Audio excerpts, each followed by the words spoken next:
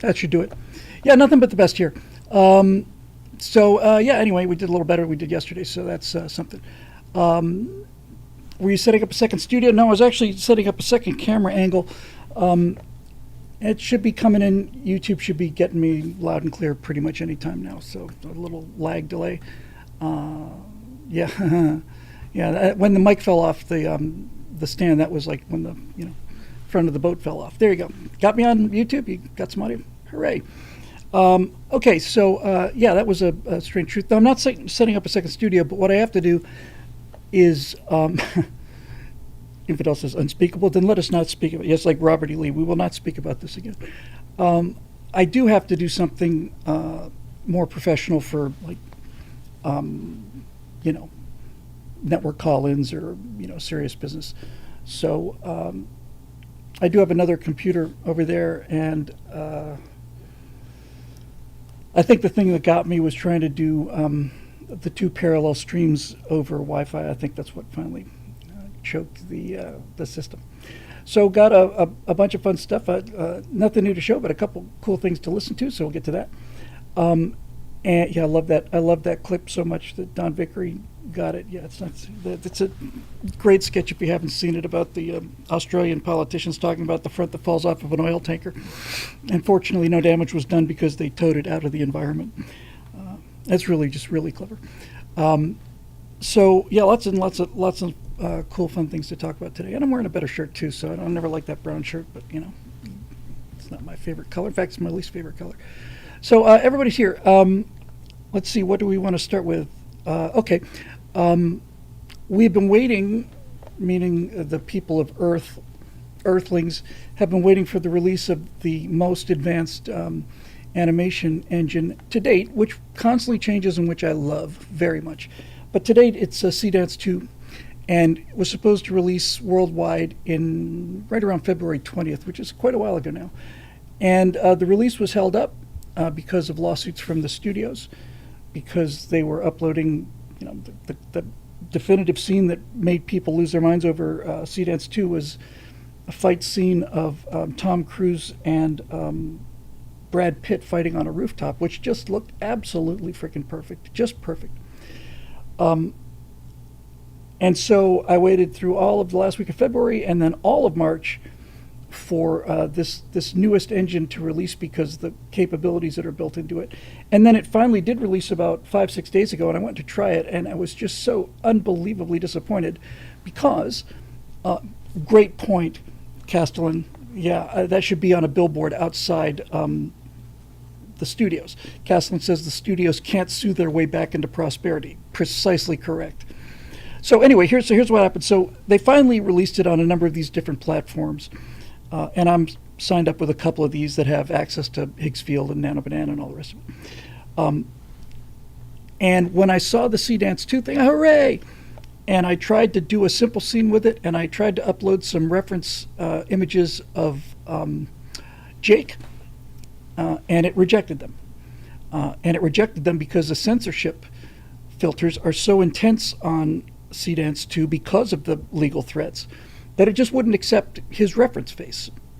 Plus, it was only outputting at 720, and I'm at the point now where I don't even look at anything that outputs at 720 now, even though there's AI upresing, and I upres both A Bumpy Ride Home and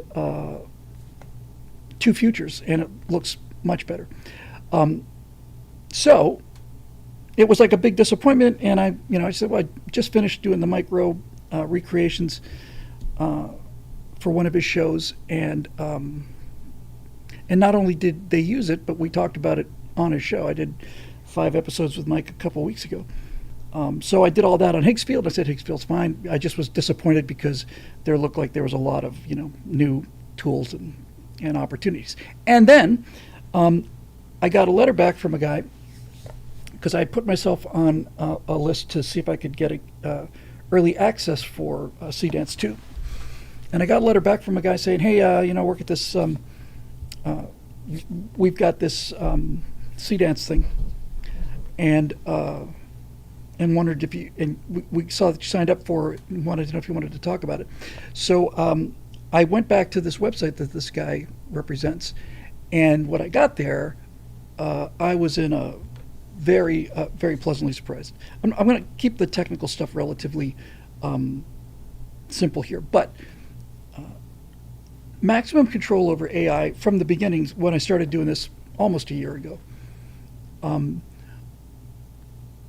Maximum control was available through, I think it was a PC-based program called Comfy UI, and it was node-based, and I had some familiarity with node-based computing and imaging from my CGI days, but basically what node-based rendering does is, instead of everything just going into one bin, you put stuff into certain bins and then you connect them, literally just draw lines and connect them to inputs and outputs and so on. So you may have your render engine, and you might have a bin up here that's got all these different reference images of one character. You plug that into here to character, and then there's an animation driving video here that goes and that gets plugged in, and all of these things get plugged in. And I saw Comfy UI, and I saw, man, that's really the solution. But there is no way I have the time to learn this, because it's really steep. What I found when I went to this website last night was that it was node-based, but it's got its own internal AI. And it said hello, and I said hi. It was a little awkward for a while, you know. I think it was waiting for me to buy drinks. And it essentially said, what can I do for you? And I said, I want to set up a cinematic scene with I've got reference images for a character, I've got reference images for a structure, and then I've got a prompt. And it processes it, it talks to itself. It's really wild.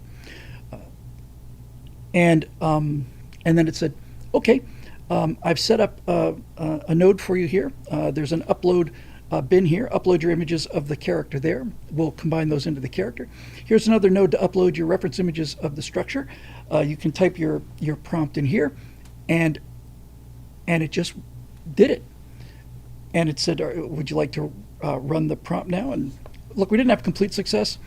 I had to disconnect the internet and reconnect it again. But in any event, I began to see the real power of this. The software Quibo is, well, we're talking about rendering in CDance 2. But this, I think it's called UART, is the place. I don't know if it's open to the public or not, but anyway, I began to really see the power of it. And even though a couple of the renders failed, I gave it like really extensive camera directions, and the AI says no problem. So I'll play with that some more when we're done.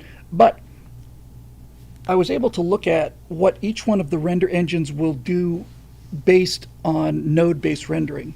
And the short form is, it looks like I can take reference images, let's say of Jake and Will and any of the other ones, and just plug them in.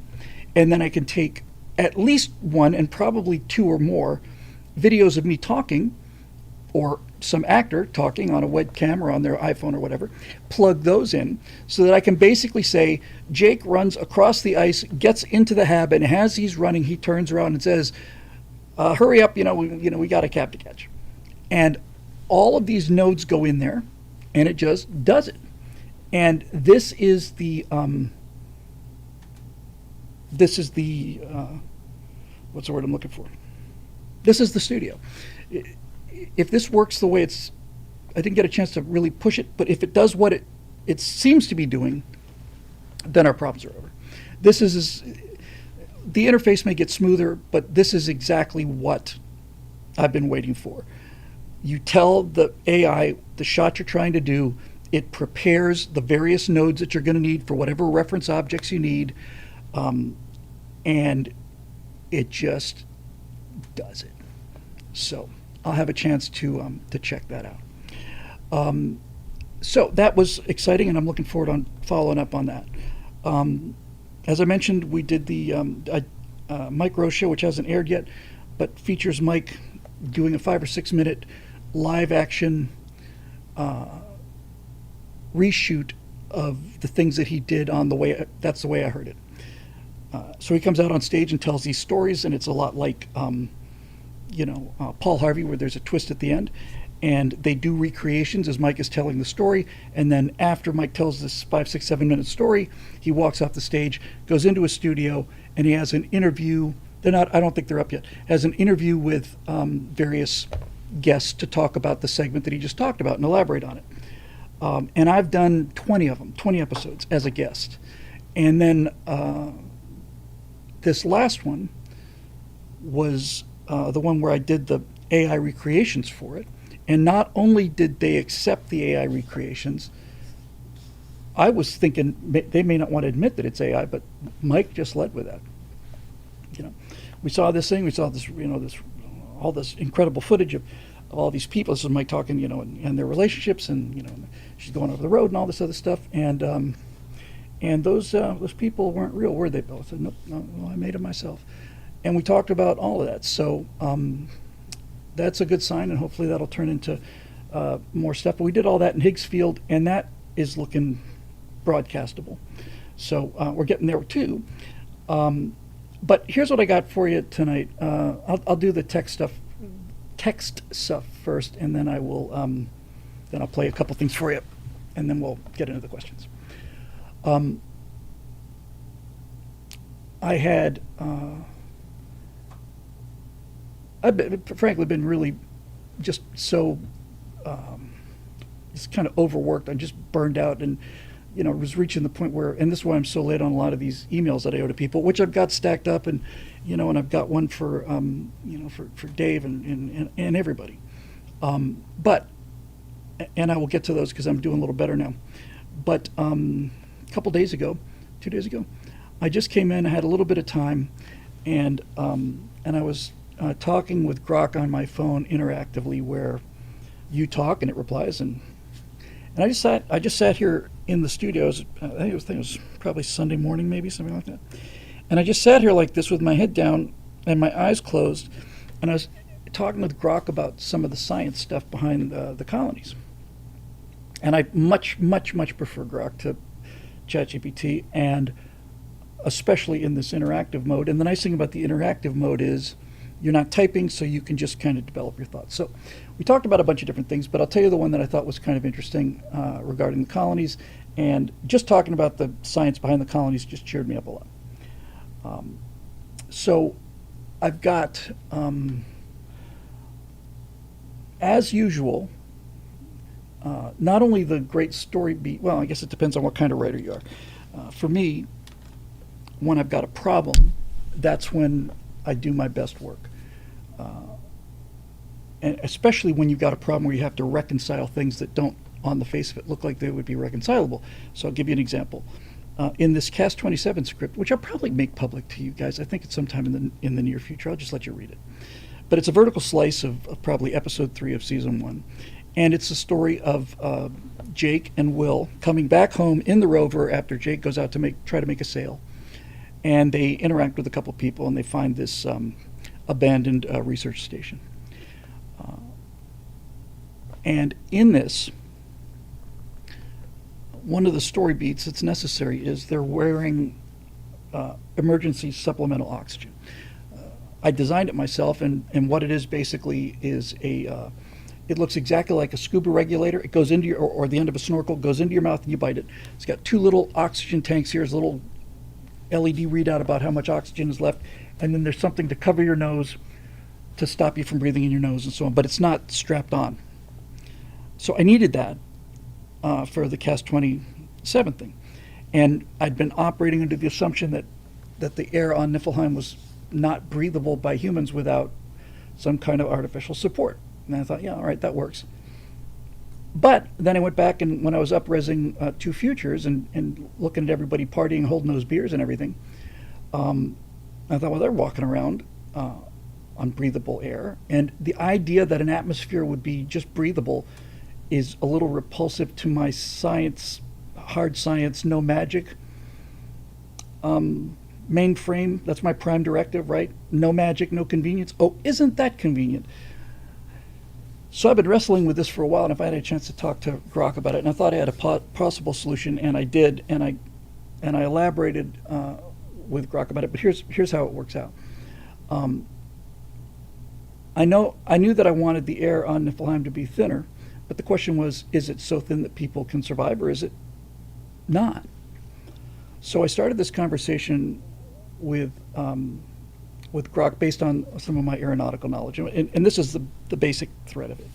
So I said, Grok, how high are these villages in Tibet?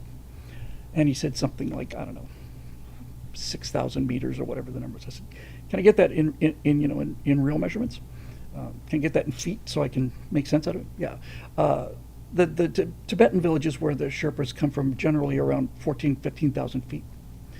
And I said, okay, is there a theoretical limit? Is there a biological theoretical limit to how high humans can function in terms of altitude? Because the higher you go, the thinner the air gets. So the higher these numbers gets, 15, 16, 17,000, the thinner the air gets. Just keep that in mind if it's not something you're really quite familiar with. I said, there must be some kind of biological limit. Humans can't survive at 30,000 feet. The reason that Sherpas can survive at 15, 16,000 feet is because as you go higher in the air, your body adjusts to the low air pressure. And this is why people who climb Everest, as an example, can't just walk up and climb Everest.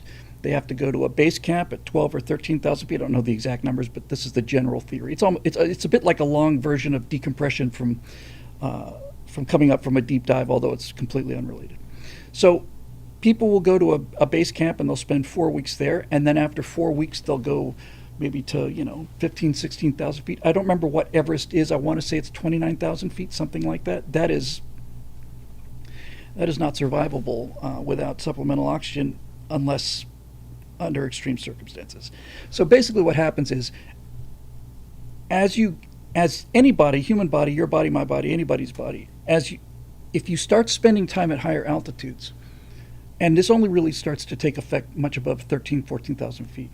But once you get above that altitude, the human body, in its miraculous design, starts producing more red blood cells. And what the body is doing is the body is saying, we're not getting enough oxygen. And we're not getting enough oxygen because the air is too thin. There's nothing we can do about the air, but what we can do, says the body, is we can make more red blood cells to carry more oxygen, even though there's less oxygen available in the ambient air pressure. So what you find from people who are, the reason you go through high altitude acclimation is it takes you a couple weeks for your body to start generating enough red blood cells so that you don't pass out at 17, 18,000 feet. Now in aviation, if I remember my FARs correctly, we're allowed to go, everything up to 12,500 feet is fine. Above 12,500 feet, you've got half an hour, and you can only go as high as 14, and then after that half hour, between 12.5 and 14, you got to come back to 12.5 again or lower. And anything above 14,000 feet oxygen is required because you'll suffer from hypoxia. So, what is the minimum air pressure that the human body can survive at? And Grok said, there are villagers who live outside. I can't read anything right now, Quiba, but I'll try to get to it later. There are villagers right now in remote villages in the Andes who are surviving daily at 19 to 20,000 feet. That appears to be the highest case. So, okay, so let's just say, for the sake of it, nice round number, let's say 20,000 feet is doable, biologically doable through adaptation. So I said, okay, so does that mean that I could adapt myself to 20,000 feet over time? And Grok said, no. The people that live at 19, 20,000 feet are born with different attributes than people who are born at sea level. The people who are born at 19 or 20,000 feet, I don't know if this is actual evolution or just the mother's body compensating, but in any event, Grok said that these Andean villagers have larger lungs and tend to have shorter limbs, but they have larger lungs. I said, is that something that would be like visibly noticeable? They said, yes, they tend to have very stocky bodies, wider rib cages, And so not only do they have a much higher blood cell count, they actually have larger lung volume than an equivalent person of that weight would have if they were born at sea level. I said, okay, so I'm starting to get an image here, and then you get into what really became cool. So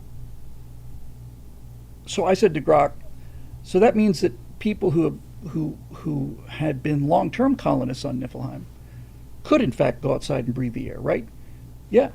You know, if you want to just randomly set the air pressure at Niflheim, ambient air pressure, let's say it's a relatively flat planet, so there's not a lot of differences in altitude on Niflheim. Let's just say the ambient air pressure at Niflheim is 19,000, 20,000 feet. I said, okay, let's make that assumption. And I said to Grok, if a person like me who grew up, who is sea level, if I walked out into 20,000 foot air pressure, how much time would I have? And Grok said probably about 40 seconds to unconsciousness, but within 10 or 15 seconds you'd start feeling the effects of hypoxia in terms of, you know, brain fog. And they've done all these tests, and every pilot who trains goes into a low pressure chamber and you see the effects of hypoxia and they can't write their name and all the rest of it. So I said, great. And obviously the converse has to be true, right? If you grew up at 20,000 feet and you came down to sea level, that wouldn't feel good, would it? And Grok said, no, when that happens to humans, they experience similar symptoms. They become very confused and they become sick and sometimes often pass out because they're getting too much oxygen. There's too many blood cells there. So just reasoning this out, I said, if I remember correctly, an airliner, commercial airliner, anytime you've ever flown in a jet, they pressurize the cabin to about 8,000 to 9,000 feet, let's say 8,000 feet.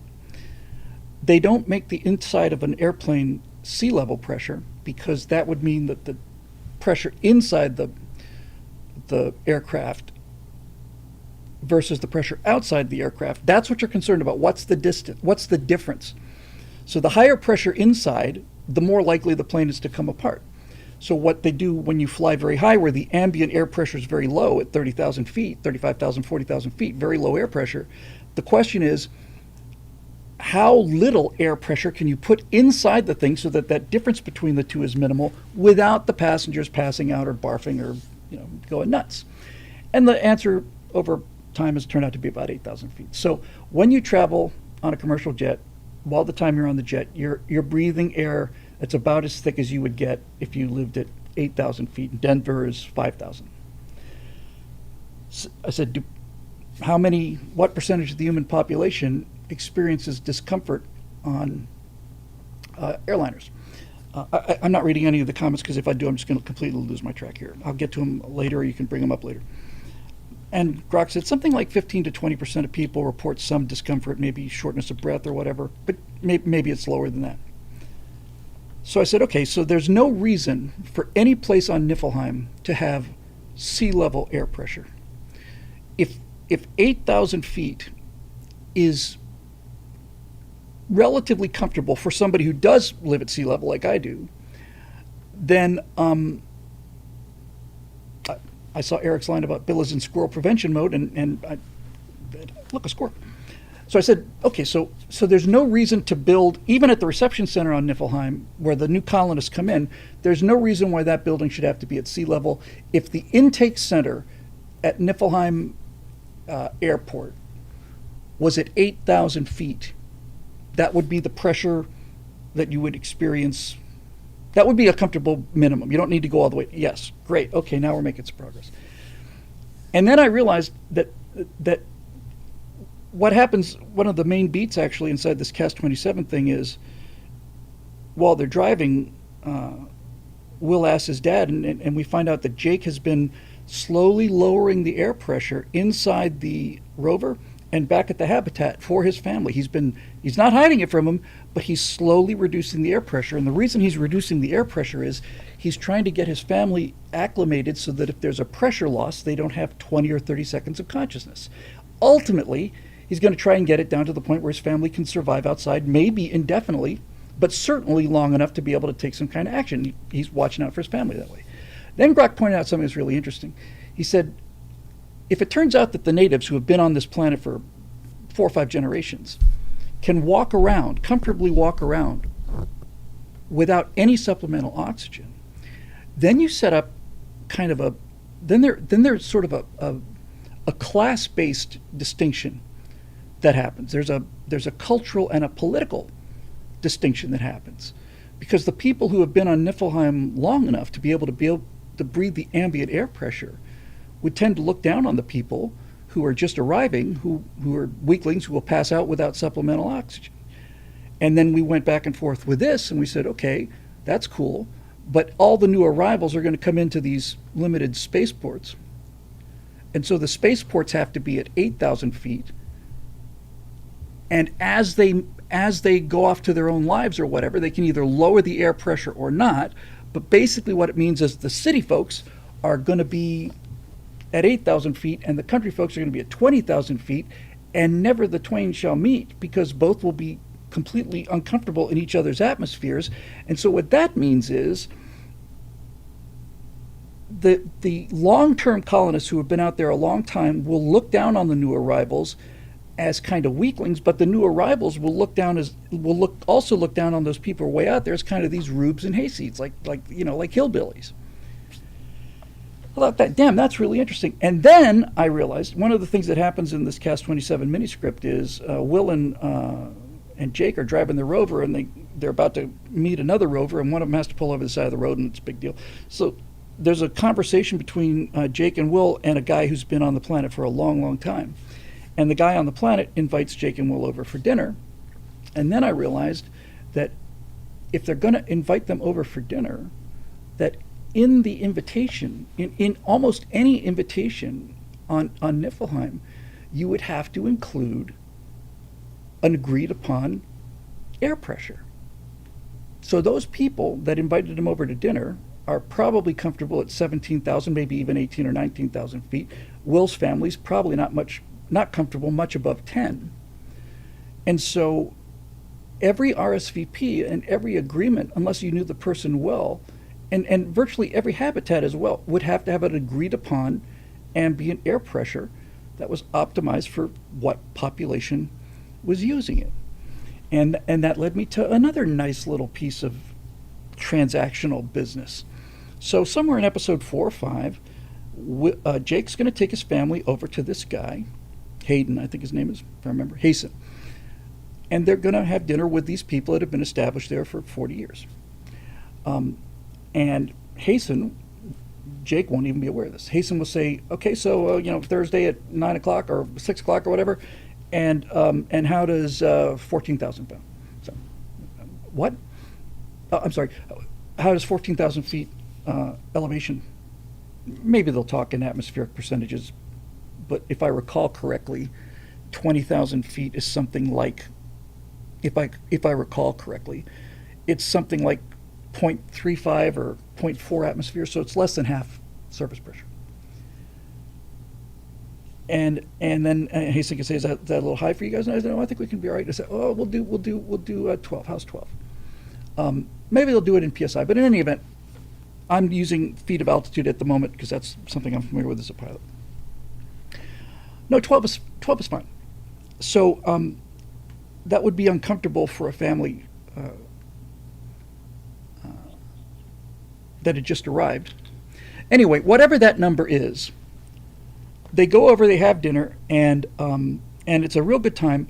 But Jake and Lisa notice that the people that invited them, the hosts, over time are kind of slowing down a little bit. They're kind of losing their energy, and they're just getting a little bit lethargic, a little bit uncomfortable. So they get home. Oh, thank you. 0.35 says Michael. I'm sorry, don't have my glasses on.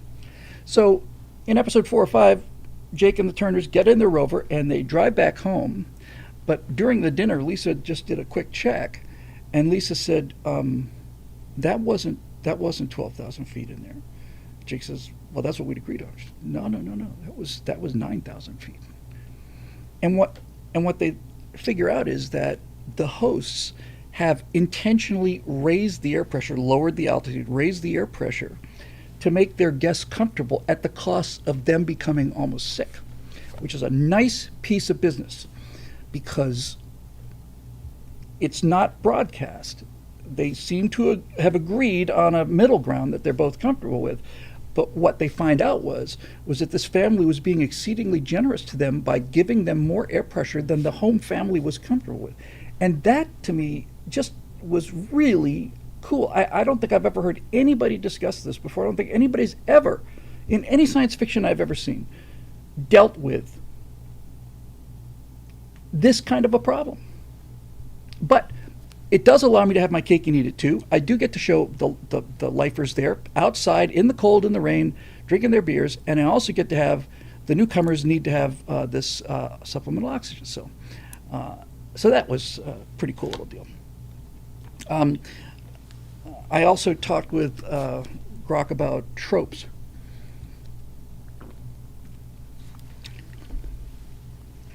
I said I've got a pathological fear of tropes, and I'm doing everything I can to intentionally eliminate them. And Grok said, well, so what are some of the tropes you're trying to eliminate? I said, well, I'll tell you what the first one is for sure, and that is an illuminated helmet at nighttime. That's the first thing that's going. When you watch science fiction movies and it's dark, I think this probably started in Alien. That's the first one I can completely remember. But every single science fiction movie since then, it's in Battlestar Galactica, it's everywhere. The astronaut has a ring of lights around their helmet. And that ring of lights is there to light up the actor's face. But if you are in a dark environment and there's a ring of lights around your eyes, you can't see anything at all.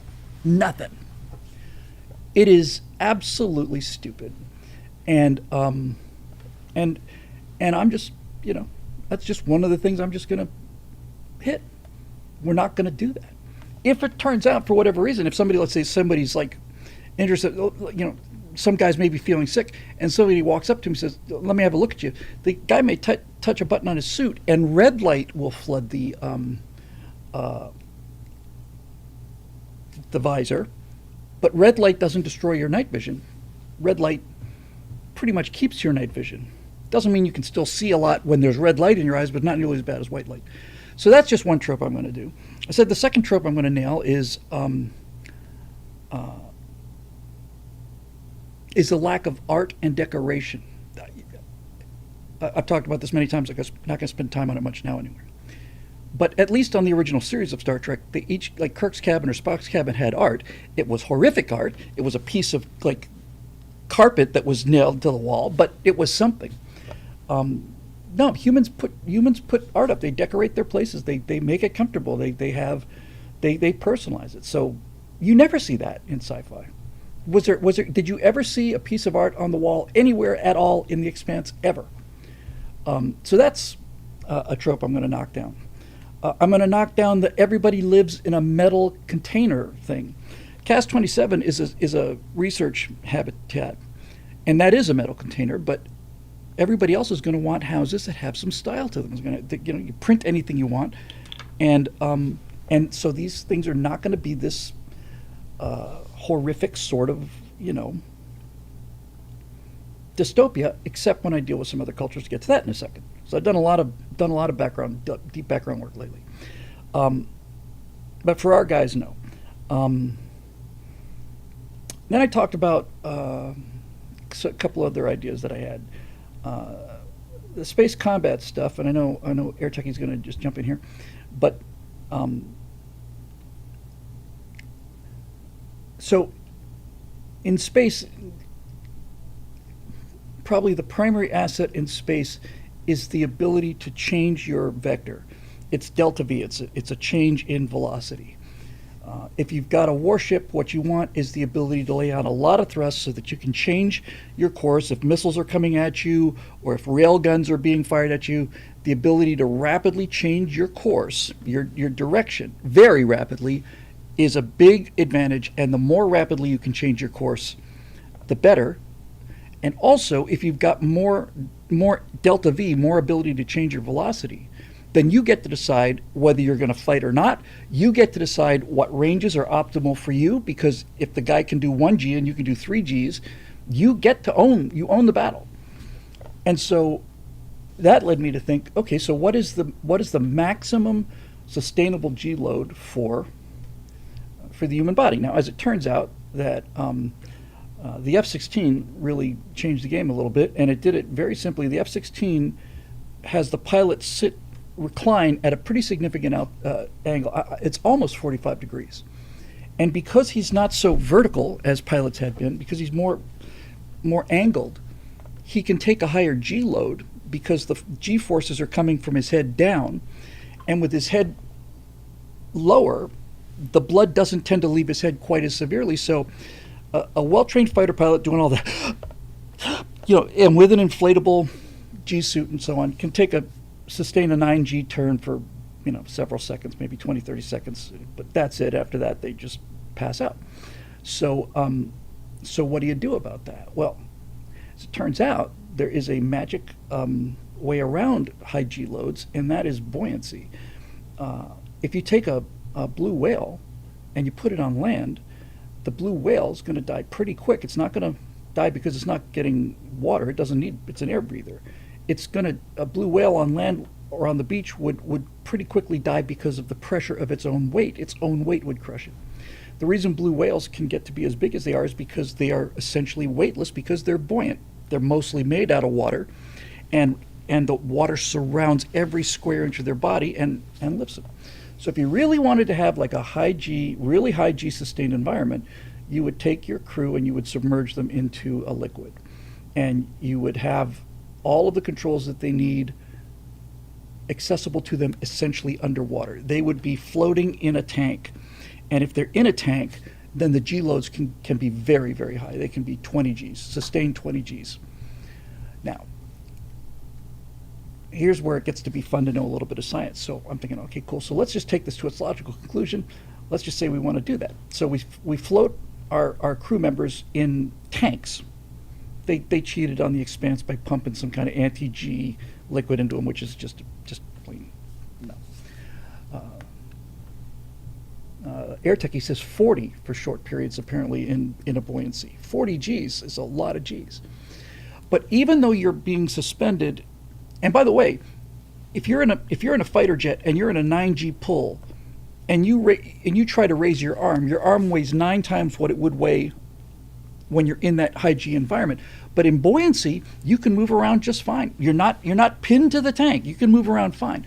But there is a limit, and the limit is that even though your body is supported by the fluids, that you don't feel the crushingness of the G force nevertheless does exist, and it's pulling on your internal organs. So now I'm working with Grok, and I'm saying, okay, so here's what I think I know. When you hit the ground, it's like they say, it's not the fall that hurts, a sudden stop at the end. The reason people kill themselves or get killed by falling from a high building is because they suffer an enormous G load when they hit the ground, 200 Gs or whatever. So what's the first part of the human anatomy to fail under high G? And generally speaking, my understanding is that the first part of the body, because your internal organs will be under G force, the first part of the body to fail under high Gs is that the heart rips from the aorta. The heart Air Techie says the lungs, Grok also countered with the lungs, but my counter to that was, give them pressurized air. If the G forces are pressing down on their lungs, pressurize their lungs. That's how an aqualung works. That's how a scuba tank works. As you go deeper and deeper and deeper, with a scuba tank on, Jacques Cousteau's revolutionary invention was a regulator that sensed the external pressure and pressurized the air to match it. So basically, you've got these guys in a fluid tank and they're breathing pressurized air, so it's not their lungs. The next thing that fails is the heart. The heart separates from the aorta under a lot of Gs. So, okay. So, what about if you're going to be a Navy combat crew? What about if you have to undergo a surgical operation where basically they split your rib cage open, crank you open like for an open heart surgery, but instead of operating on your heart, what they're going to do is they're going to take like a mesh, like a nylon mesh, and they're going to anchor your heart to ribs. It doesn't displace your heart, but what it does is when these G loads want to pull your heart away from the aorta and rip it, this mesh, this little net, will securely anchor the heart in place so it doesn't tear off from the aorta. Now we're talking about 40, 50, 60 Gs or something. So then I said to Grok, all right, what's the next thing to fail? He said, well, the two remaining problems are the brain and the eyes. I said, which one fails first? He said, the eyes. Under extremely high Gs, your retinas will detach. Okay, give the crew cybernetic eyes. We're not real far away from that right now. Have them voluntarily replace their eyes. They don't have to go all completely cybernetic, but if that's the next failure point, then give them cybernetic eyes. That's what they do. Okay, and then the final thing is, well, what's the top level boss here? And it turns out it's your brain. If once you get the heart will fail before the brain, the eyes will fail before the brain, but eventually G-forces will take the front of your brain and smash it into the back of your skull, and there's no way you can do anything about that. So there you go. Now Roadrunner says we're getting into the magic realm, but I don't see any magic about any of this, Roadrunner. This is all based on biology. And the reason I'm going into this is not even for the combat. It's for the acceleration. I did have an idea, and I've been talking about it for a long time, that we could use magnetic fields to simulate gravity, like flat plane gravity, and that if you were wearing a ferrous skin-tight suit, like the green screen suits, it was made out of metal, you could manipulate magnetic fields to simulate gravity, and I thought that would do it because getting up would take effort, raising your arms would take effort. You're not pulling against gravity, you're pulling against magnetic fields. But Grok said, no, that's insignificant. It's not really. Most of it is going to be your internal organs are weightless, and that's what's going to cause the bones to go down. And so there's no alternative other than centrifugal force, and I had some designs for that. I won't get into that right now. But we were talking about tropes a little while ago, and I said, here's one that I've never seen addressed, ever. And even the master couldn't fake this one. And the master is the guy behind the Gordon there. People have done extensive studies of 2001: A Space Odyssey to find the scientific errors, and there are like only 2 or 3 in terms of this. One of them is when Haywood Floyd is going from the Earth to the moon, he's given that kind of TV dinner where he pulls these straws, right? And he starts sucking on, creamed peas or creamed corn or whatever. And somebody pointed out in one of the shots, he takes a bite of the creamed corn, and it comes up the tube, but then it starts to drop back down again, which it wouldn't do. That's the level of detail that Cooper got right. But there's one thing that he never faked because he couldn't, and it's been in just about every single science fiction thing you've ever seen, and no one has ever once addressed it, and that is this. When Haywood Floyd arrives on Tycho and gives his speech, he's on the surface of the moon. But the surface of the moon is 1/6 gravity, whether you are indoors or not. And so when you saw people walking around inside Tycho base to go into that briefing, they would be walking in the 1/6 gravity of the Apollo astronauts. And when you see them walking down into the to the hole where they've discovered the TMI-1, they would also be under 1/6 gravity. And every single time you have ever seen in science fiction, people go from a weightless environment to indoors, the gravity is there, even if they're not talking about artificial gravity. What this means is, and this applies today to the moon base and to Mars and all the rest of it. But let's take the moon base. We put a moon base out there now, today. The people who are inhabiting that moon base will have a very limited time, probably measured in several months, before they have to get rotated out of there, because 1/6 gravity on the moon is going to do to the body essentially what zero gravity does, and that means bone loss, muscle loss, and all the rest of it. So hang on, folks. I've had this idea for quite a long time. I haven't talked about it before. A permanent moon colony requires a centrifuge that is constantly spinning. It requires it. You cannot stay on the moon for any length of time without living in a centrifuge. And that's that. Never, ever, ever seen it before. And that centrifuge has to be designed in such a way to deal with, it's got to be, instead of it being completely parallel, it's got to be kind of canted, because there is 1/6 gravity pulling you down, but you need gravity going out. That's a tough engineering problem.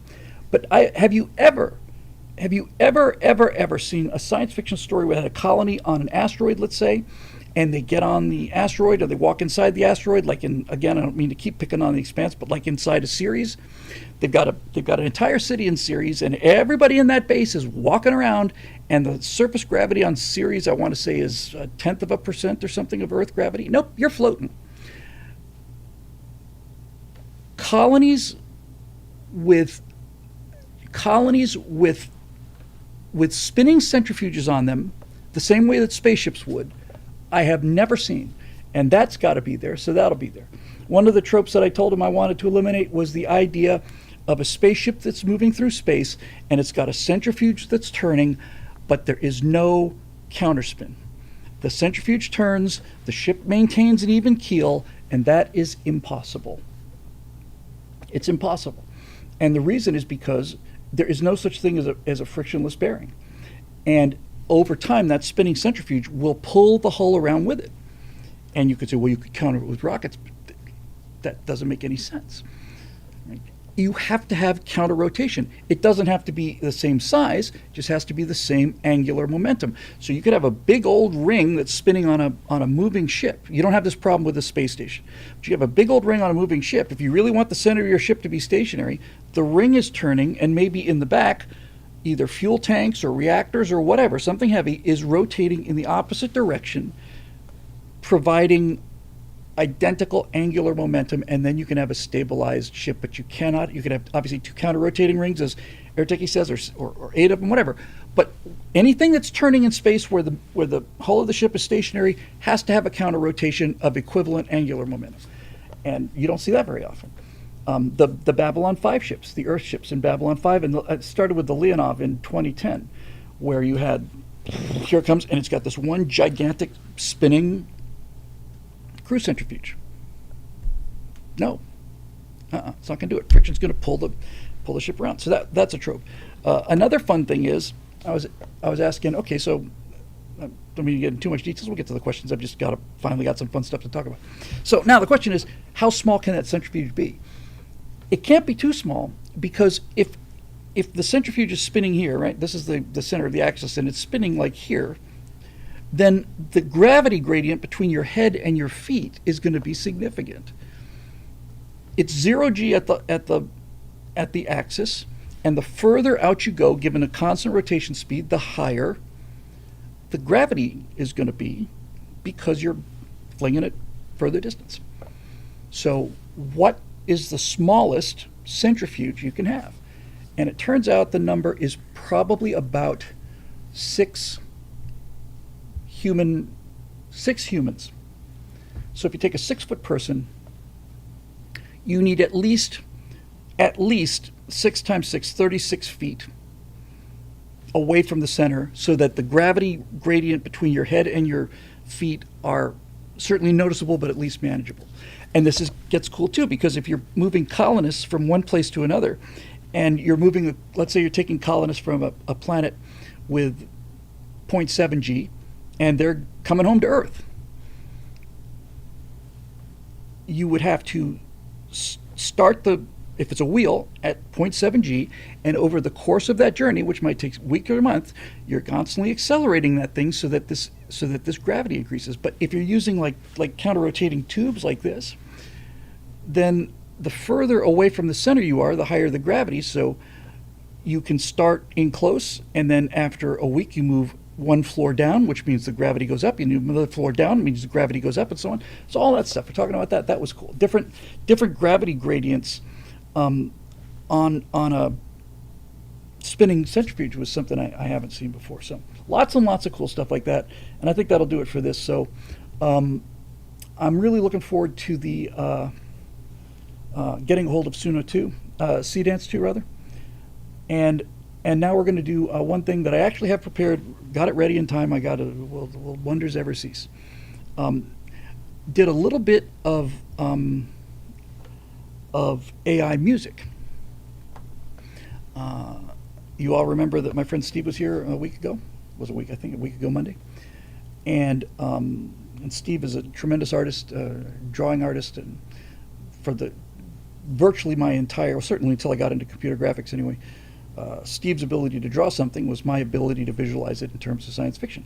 And Steve also has tremendous music sense. So so here's what happened. We did the Monday night show, and after the Monday night show, we went home. Natasha has been working on AI music, and she's got a couple of channels. One that's like meditative music, and then another one that's she calls retrofuturism, which is like AI fashion modeling. It's phenomenal stuff. But she's been doing her own music for that for a long time, and she uses Suno. So of all the things I was looking forward to with Steve during his visit, and I don't know if he's watching or not, I kind of hope he is, but I suspect he's not.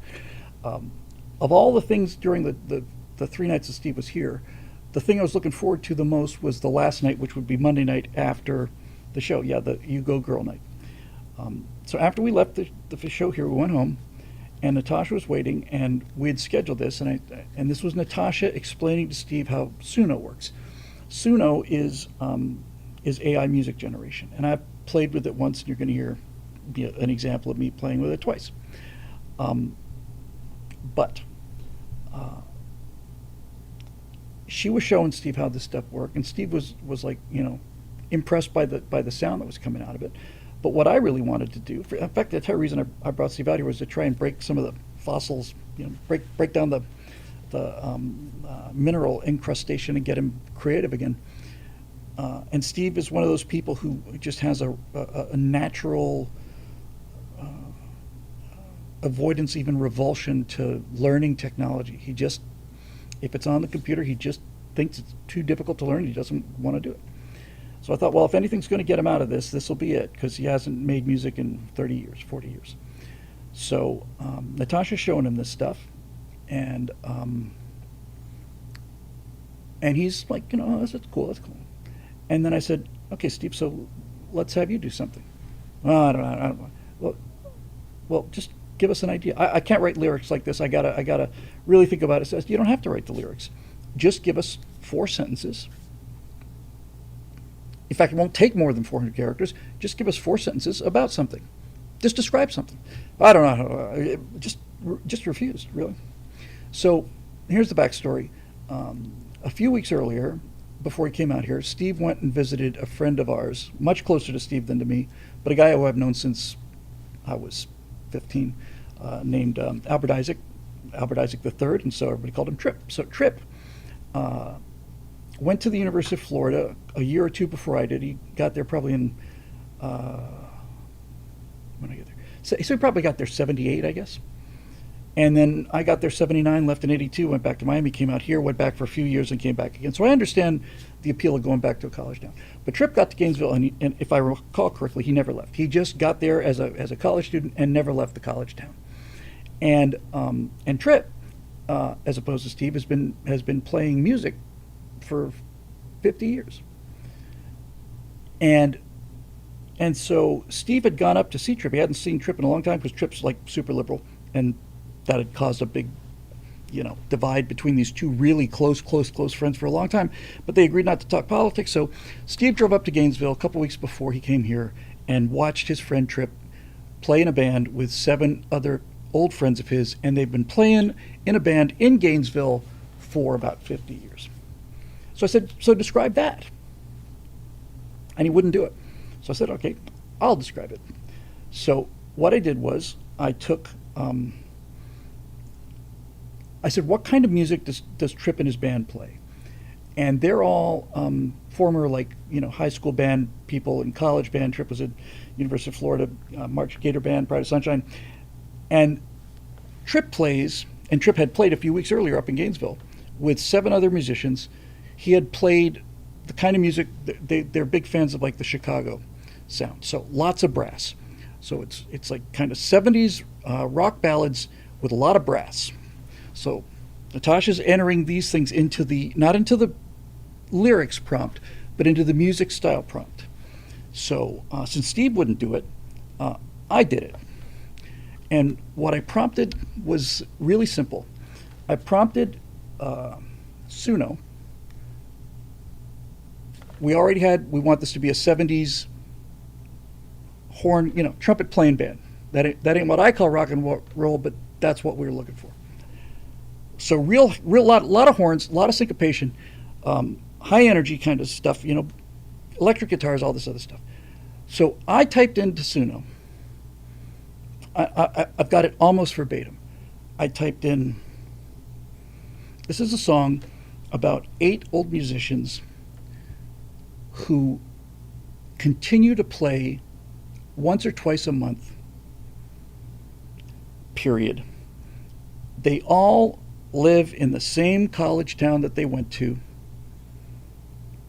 And then I added what I knew about the experience, and I added, and the reason they do this is because it lets them feel young again for a couple hours, a night, and that night is once a month or whatever. Old friends playing the same music that they played for 50 years, and they do it because during the time they're playing, they feel young again, but they're still in their same college town. All right, so what I'm about to play for you is the song that Suno put out, and I'm not a hugely experienced judge of music, but I got to tell you, I actually think this song is a hit song. I just think it's a phenomenally great song.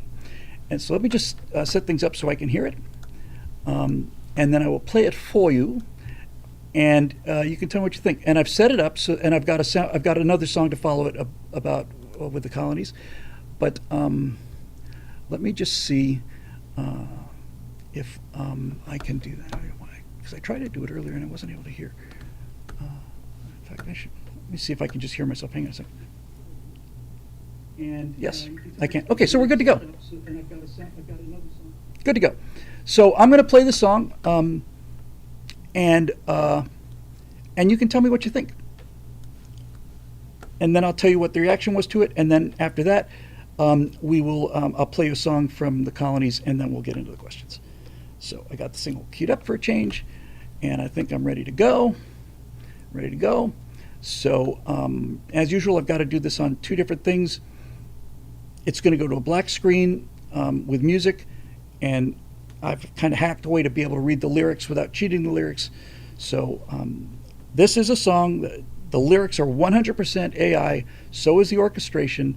I told you what the prompt was. It was 4 sentences about 8 friends playing music because it makes them feel young again, and they're still in their college town and they're having fun. Ready? All right, here we go. We'll start with YouTube. So it's going to go to black, and be prepared to adjust your volumes, although I thought I got that nailed too. Ready? Tell me what you think about this. I love the song, and here it comes. You would be well advised to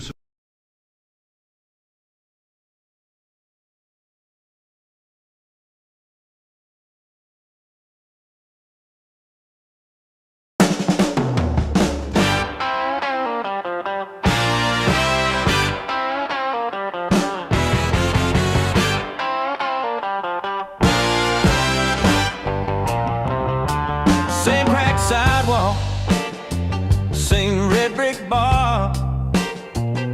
You parked in the alley, still driving that car. Cases on shoulder, laughing too hard. Tuning up slowly, like time hit restart.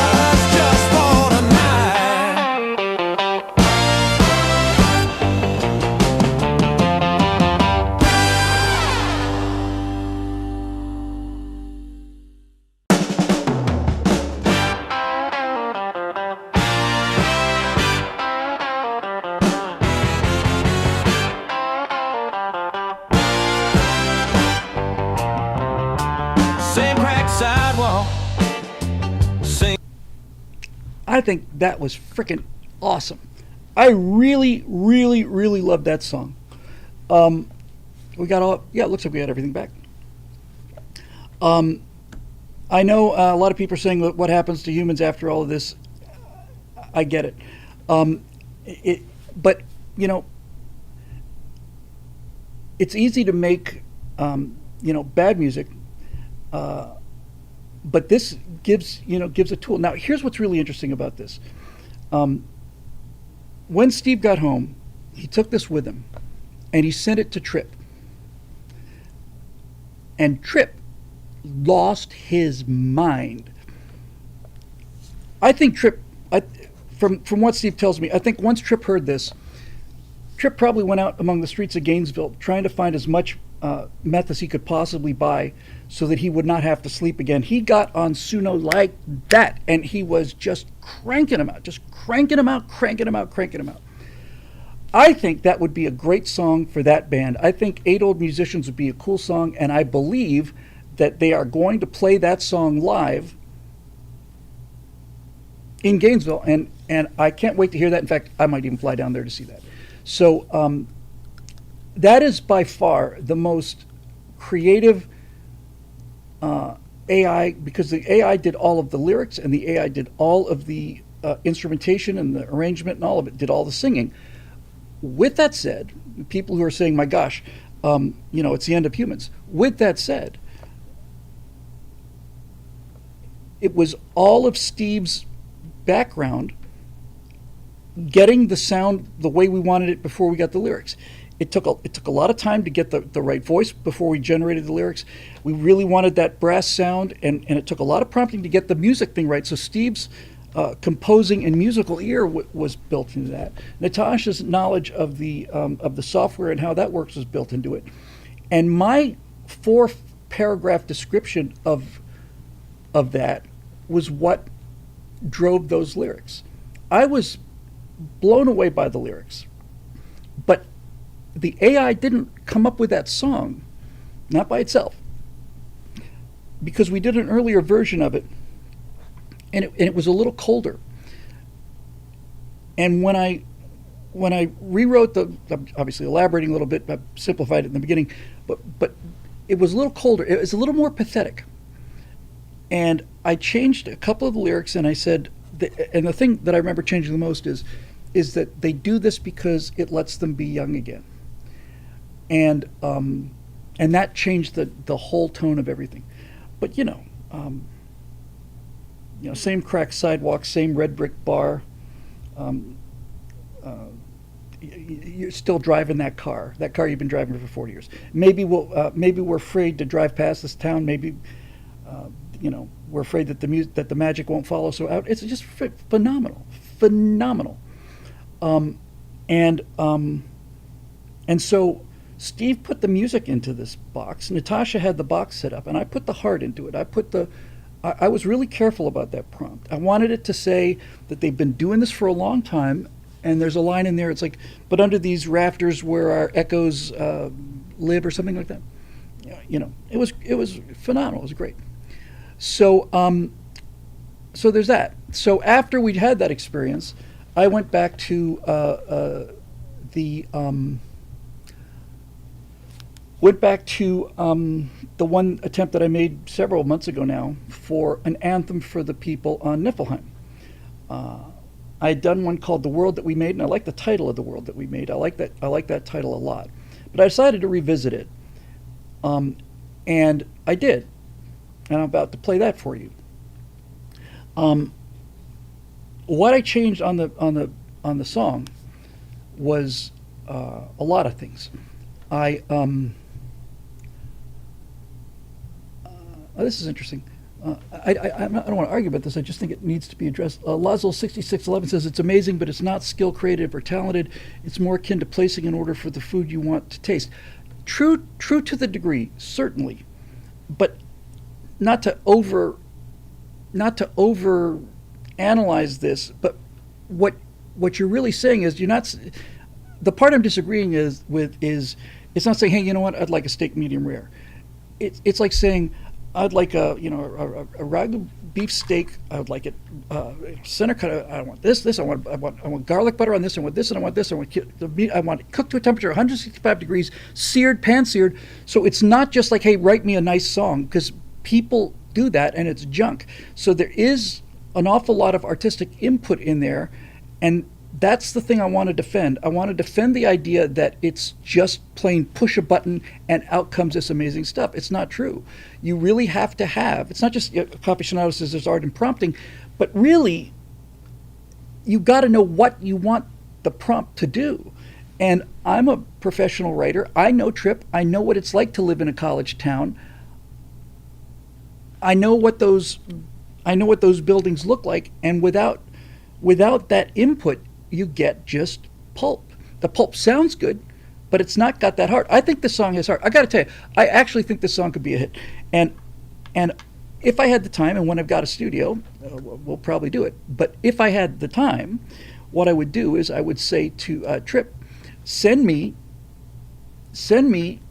one photo of each of you when you were 18, and send me a photo of each of you today.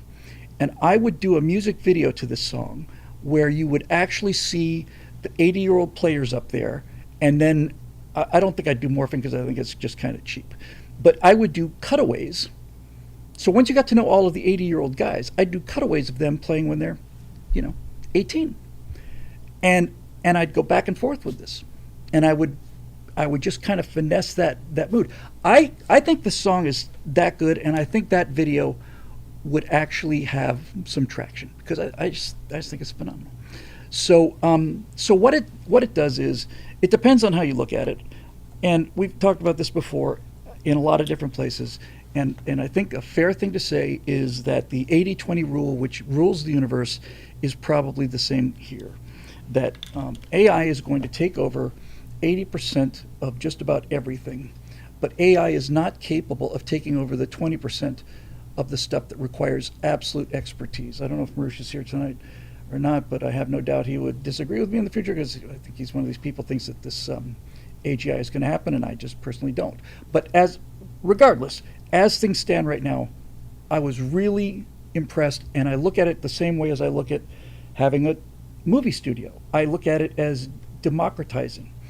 When you allow anybody to make cinematic quality stuff, you're going to get AI slop, because there's very few people who make AI videos know anything about the language of film and are good writers.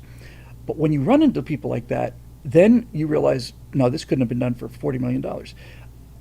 Parenthetically, I've talked about them before, but there's a YouTube channel called Gossip Goblin. It does the best AI I have ever seen ever, and they are phenomenal. Coffee Shinato says there's an AI bubble. That's true. So what it is it's a tool. It allows people, and I don't mean to sound elitist, and I don't mean to sound condescending, but what this tool does, it allows people with no talent to make stuff that sounds decent, and it allows people with real talent to make stuff that sounds like it costs a ton of money. And that song with those musicians in a studio would have cost thousands, tens of thousands of dollars to record what you just heard. So I see it as a lever, and the lever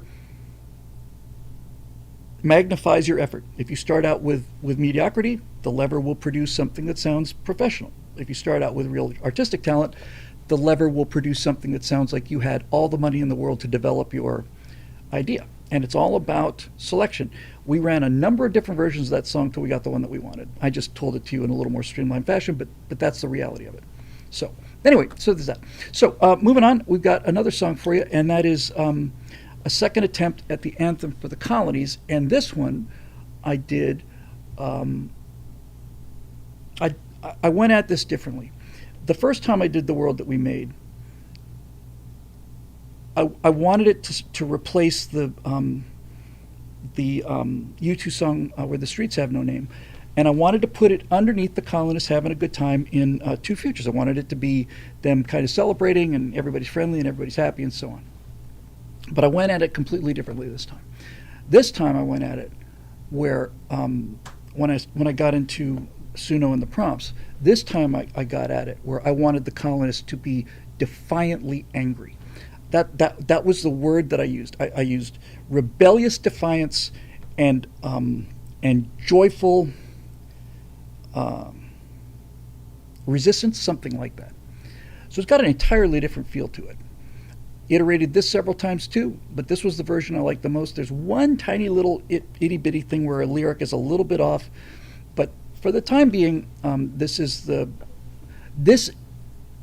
what I wanted to do is I wanted to capture the mood of the colonists on a place that sucks. That's the short form. I wanted a piece of music that would capture the mood of colonists on a place that kind of sucks. And I'm real happy with what I got. I don't think it's as good as 8 Old Musicians, but I like it a lot. So we'll do the exact same thing we did before, and you can tell me if you like it or not. Anyway, now, by the way, and this is important, I gave it an elaborate prompt, and it gave me back lyrics, and I changed almost every single lyric in this. The last song you heard, 100% of the lyrics were done by Suno.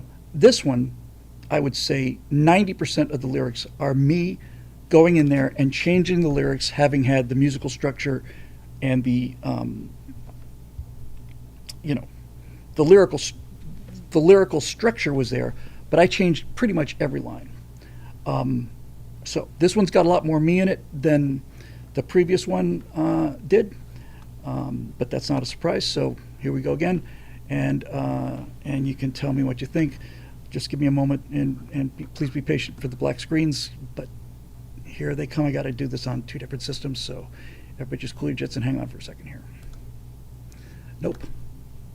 Where'd I put it? There it is. Nope. Hang on. You would be well advised.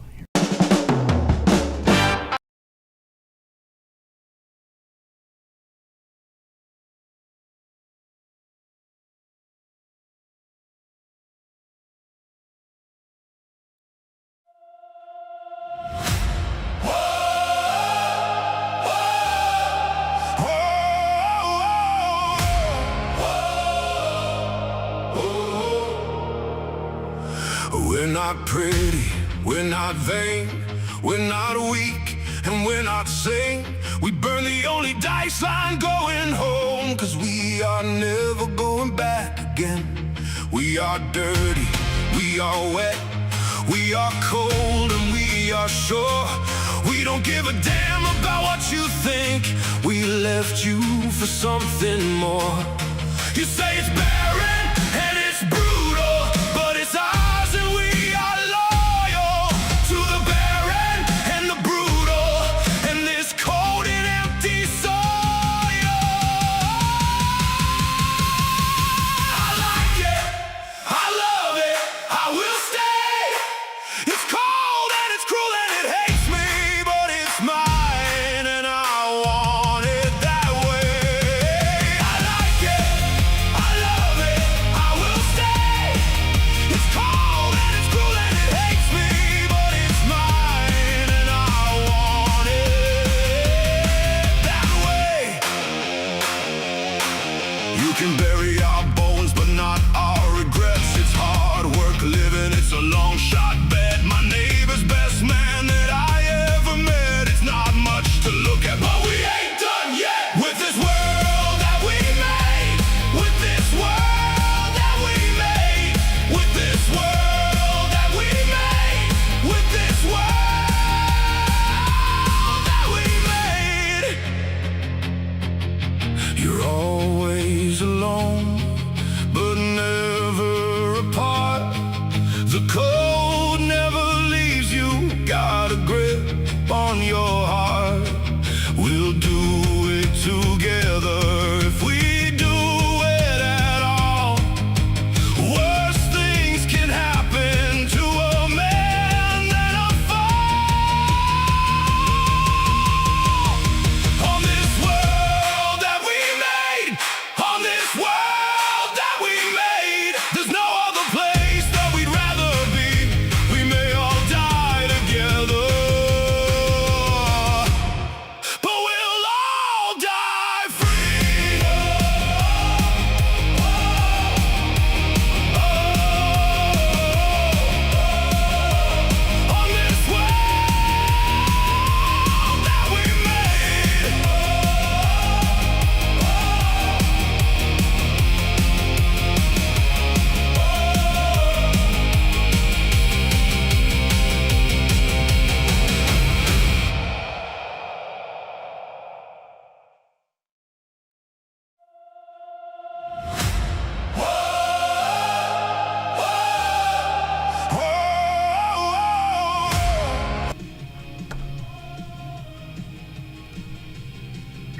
Yeah, I think that's it. It will never be Sting. Well, that's true. But anyway, that was my first take on it. Now, eventually, I'll hand this off to a musician who knows what they're doing. But yeah, I was going with a rock anthem on this, like hard driving rock anthem is what I used for this. Sting and creepy stalker songs. Yeah, well, I wanted something rough. I wanted something rough around the edges, and there's always room for improvement, always room for feedback, and so on. But I was pretty happy with it. I thought it was. I like the tone. I'm not entirely sure this is the final mix or the final vocals or any of that stuff. But I overall like the tone. So there you go. Dave Big Boutte says that's a song of people who'd rather die on their feet than live on their knees, and that's what I was looking for. So anyway, that's that. So that was fun with AI music for a little while. Let's get to our questions here, and we'll bring the peanut gallery into the mix here.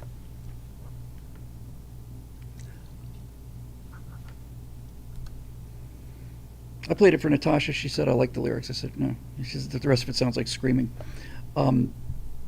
Yeah, it does. Tom Garlick says the intro sounded like the beginning of The Greatest Showman. That's exactly what I thought too. First time I heard it, it sounds exactly like the opening of The Greatest Showman, which I really loved. Let's see what we got here.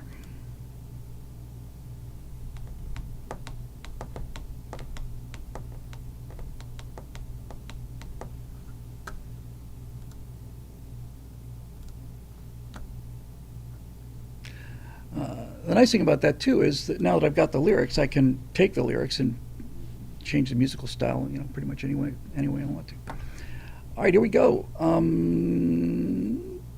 TSS questions for 413 Monday Night Pop Culture, which of course is now the 414 Monday Night Culture. So here we go. Curated by Marusha Dark. Haven't seen Marusha, but thank you very much for curating it. So we got Marusha Dark, we got a Capital G Geek, we got a Road Rider, we got an Ian Nolan, got a Marusha Dark again, we got a Road Runner, we got a Matt Bucka5, we got Quibo, and a lot of Quibos, interesting, and we got Eric Blake, and we got Braden Higby, and that's it. I think we get through those if we munch on them hard. Okay, let's see here. Marusha Dark, topic, creativity. I was listening to this video by Adam Savage of Mythbusters last week. A viewer asked him whether creativity was like a muscle that can be trained. I thought Adam's response was really insightful. He said creativity essentially means nothing and is the wrong way to think about art and aesthetics, that you're better off reframing it as what type of problem am I trying to solve, what point of view am I taking, what can I contribute, and how do I think of, and what do I think of as absolute values actually relate to and change based on the environment or the context. So, bit of a wandering answer. This sort of reflects my own views as an artist and an art teacher, that creativity is just coming up with a meaningful and novel permutation for base elements, something that hasn't yet been seen before. That, I would argue, is something that absolutely can be taught. And if it can be taught to humans, then an AI can potentially do it as well. I already take the Scott Adams view that humans are basically moist robots, although I know you and many others don't. What are your thoughts on creativity, on what it is, where it comes from, and whether it can be taught to humans, let alone a machine? What do you think of Adam Savage's reframing? I know you've said you want to start putting together a creative team for the colonies, and that necessarily requires training them to align with your creative vision.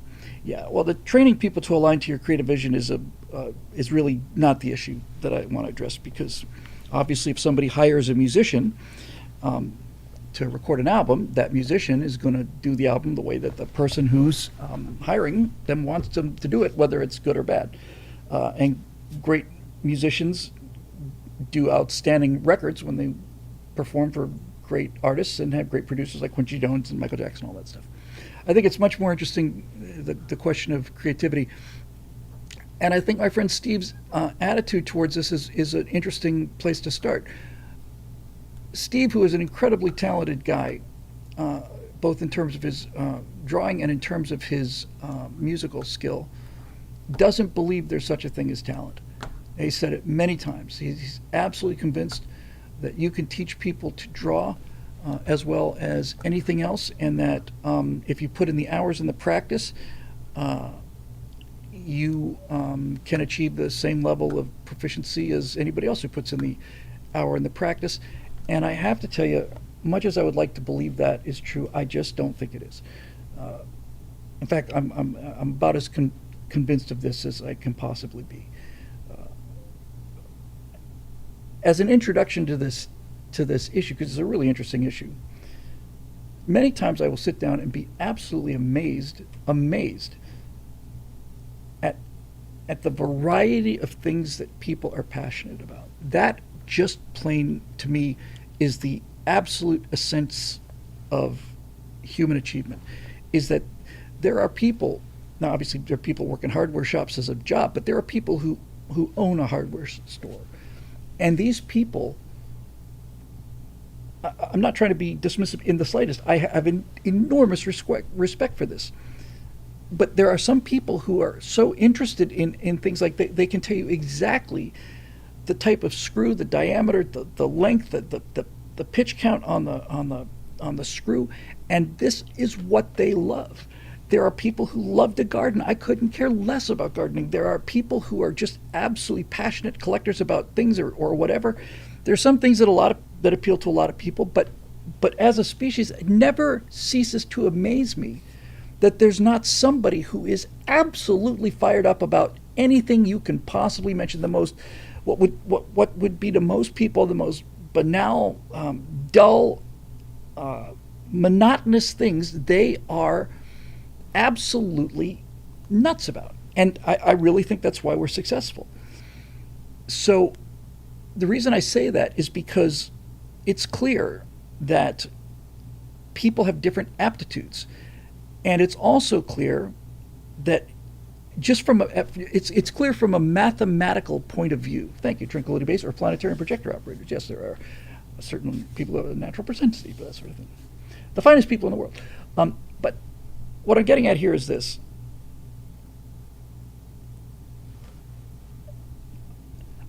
I think expertise is attainable.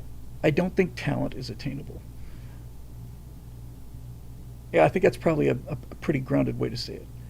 I think you can become an expert in things that interest you if you and we're back to the 80-20 rule again. There's very few people in the world that are really care enough about anything to become actually experts in it. But I think expertise is attainable, and I especially think expertise is attainable because of aptitude, because people are going to be fascinated by things that they understand and that appeal to them. I'm not saying that everybody can have expertise as a brain surgeon, but I am saying that the people who are interested in brain surgery can develop high levels of expertise in that kind of thing. But talent is different. Talent is more than propensity. Propensity is what I was just talking about. There are people that really like working on engines, for example. They have a propensity for it. They're good. They got great kinesthetic sense. They understand in their minds what the back of a screw going into a or back of a bolt with a nut you're trying to put back on a bolt, and the thing is down under here and it's pointing this way, and they are able to completely visualize this. They know exactly what their fingers need to do. That's a case of having an inclination and an ability, and then taking it and finding the right place for it, and they become very good mechanics. And anybody who's ever tried, especially work on airplanes, anybody who's ever tried to get like a nut or something on a thing where there's eighth of an inch tolerance, it's just like you must. You can invent a lot of new words that way, but when you get it done, there's a tremendous feeling of achievement. But honestly, I know the whole story is claims to be a true story. It really isn't, but nevertheless, I still think it's the last word on the talent versus expertise issue, and that's Amadeus. I don't think it's ever been captured better than that. And they took a lot of liberties with Amadeus, but put that aside and let's just look at Amadeus as Amadeus. The thing that makes that movie work and is such a tragedy is that Salieri has so much expertise that he can immediately identify the fact that he doesn't have talent. usually the people that don't, in fact, not usually, pretty much consistently, the people that don't appreciate mastery are people who are in the Dunning-Kruger effect. They don't know enough about what they're doing to be able to rank whether Salieri is better than Mozart. But the tragedy of Amadeus, and the reason it works so well, the real tragedy is that Salieri has enough expertise to understand how far short of Mozart he falls. That's why it's so powerful. Plus, the whole reason the show started out as a play, the reason it works is because Salieri deserves it. He deserves the talent. So that's what makes this whole thing so fantastic. Salieri deserves to be talented. He's worked hard his entire life. He's very chaste with the girls that he works with. He studies. He prays to God. He does all of these things. He deserves it. And Mozart deserves none of it. He's a debauched, reckless, irresponsible dip. And the fact that God touches somebody and doesn't touch him is what that story's all about. And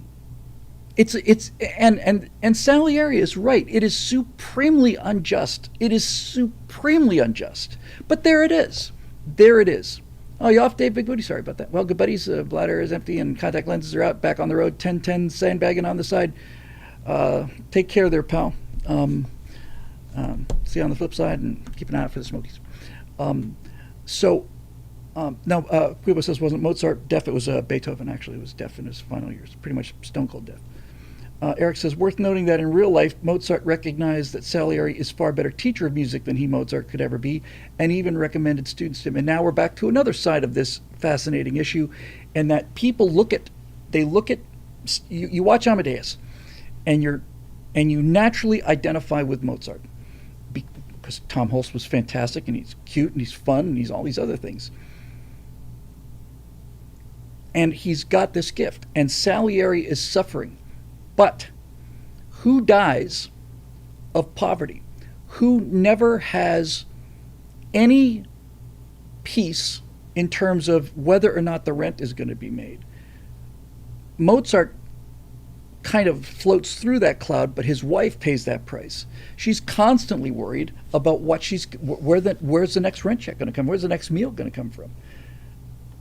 And certainly Mozart is worried about it too. Mozart dies of in poverty, and Salieri is extremely comfortable. He's undoubtedly quite wealthy because even though he doesn't have the musical talent, he has the organizational skills, and he's got the drive and the focus and Mozart is focused too, but he understands the real world. So Salieri is the success. He was the most successful composer in Europe at the time.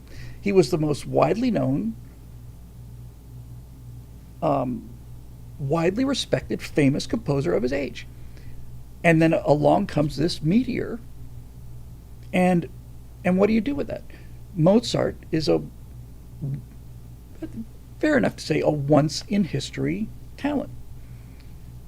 Certainly he's in that, at the very top of that select group of maybe 20 composers in history who you could make a case for being the greatest composer of all times, but I think most people would generally agree in terms of just raw talent, Mozart's the guy. And Mozart just demonstrated it from the age of what? He made his first concertina or something at 4 and was writing operas and symphonies at 6 or 7 or whatever the case may be.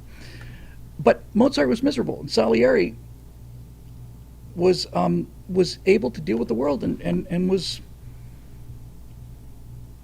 highly respected, famous, comfortable. Mozart dies in poverty, unknown. It's only after, when you have those cutaway scenes back and forth with the priest in his confession, that Mozart had been discovered in the interim. But when Mozart dies, Mozart's unknown. Salieri is the guy. And many people have pointed out the scenes in this, the two scenes, and it's all F. Murray Abraham. I mean, Tom Hulce does a fine job, but that movie lives and dies on F. Murray Abraham's face. And the two scenes that I remember the most are both address this issue. They both address those moments when Salieri has the expertise to see how far short he falls. You get a tease of it when Salieri writes the thing for Mozart, the little welcoming concerto, and then Mozart sits down and elaborates on it. It's a very powerful little moment. It's a fun moment, and people laugh at it because it just shows just boom, here's this talent. But the two scenes that I think about are when Mozart's wife brings Salieri his music and asks if he's any good, and Salieri is reading this music, and then he's just tearing these pages away, and it's all on his face because he can read the music and hear the music, and that look of just astonishment on Salieri's face and wonder is just, that's the whole movie right there. And the other scene somebody pointed out, I think in the Twitch comment, is the transcribing scene when Mozart is lying in bed dying. And that is an unbelievable scene because that partnership, Mozart is dying and he's taking his music with him. If Mozart dies before he gets this on paper, then there is no Mozart, at least in terms of the particular piece that they're transcribing, right? And the thing that's fascinating here is that Mozart could have been dying in that bed, and there is no one else on earth who could have captured this music except for Salieri. That's what's so beautiful about that scene. If there had been any other musician in that room with Mozart, they wouldn't have got it. Salieri had the expertise to be able to transcribe this stuff and capture it, and that constant during that entire beat where Mozart is and Salieri's nodding and Mozart says, "Do you have it?" He says, I think so. "Have you got it? Do you have it?" "Yes, I think so." And who else is going to be able to transcribe that? And then this constant thing where then Mozart would say, "No, now we go to this," and Salieri would go, "What?" It's, just do it. And then he would see it. And it was almost like Mozart's music was playing through Salieri's fingers. That scene is one of the best scenes in all of movie history. That dynamic between these two guys, that urgency, it's absolutely masterpiece. Where they're actually working together and they're not at odds with each other. It's these two different kinds of genius. It's the out of the gate raw talent of Mozart, and it's the organizational and expertise level, so that Salieri alone could hear Mozart just kind of humming something, and Salieri could he just didn't. He had the talent. He didn't have it. He had the ability, but he didn't have the talent. P7 2017 says Salieri had the ear, just not the spark. Yes. And that's actually a wonderful moment in terms of how the real world works, you know. People who are very creative tend to be just absolutely miserable at day-to-day stuff. And not to put the fine point on it, but that can actually be a real curse, you know. Take Elvis. I mean, Elvis was just raw talent. And Elvis was turned into a slave for Colonel Parker. And again and again and again and again and again. If you liked Amadeus, by the way, Gary Oldman, who I just absolutely love, did a movie called Immortal Beloved, which is about, is very similar to Amadeus. It's about Beethoven. And some of, it's like speculative about Beethoven's inspiration. It's a great movie. It's a really great movie. Really great movie. Immortal Beloved. If you liked Amadeus, then I highly recommend. It's not nearly as well known, but it's really good, and also very tragic and just kind of, you know, and Gary Oldman is Gary Oldman, so I'll watch him in anything. So anyway, I do think that that there is such a thing as talent, and I don't think you can teach this to machines. Bob Neef, interesting question. Was John Boyd creative? Yes. John Boyd was not just. John Boyd did not have just expertise. John Boyd had talent. John Boyd was a genius. He was the Mozart of engineering, because Boyd didn't refine doctrine or perfect doctrine. Boyd saw air combat in an entirely different way, just entirely different way. And Boyd did his research. They called him the ghetto colonel because he never had any money. He spent all his money on books. All he did was just digest engineering books. He was a self-taught genius, and he was a genius. That related to that question, Boyd was a genius, no question. So the question is was Robin Olds a genius?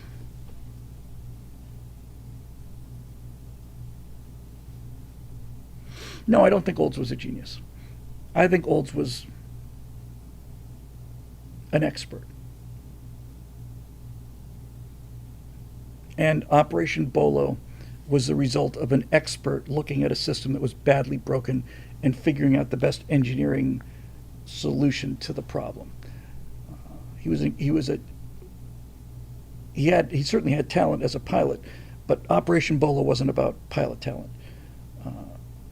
Operation Bolo, it's hard to say, man. Yeah, I would say I wouldn't call Boyd I would call Boyd a genius who had talent. I would call Olds an expert who had inspirational abilities. But it's not like Olds invented a new form of air combat. Olds took what he had on the table. He had F-4s, he had F-105s, and he had MiG-21s, and he saw the best engineering solution to it. And he was a tremendous leader. And somebody mentioned earlier that who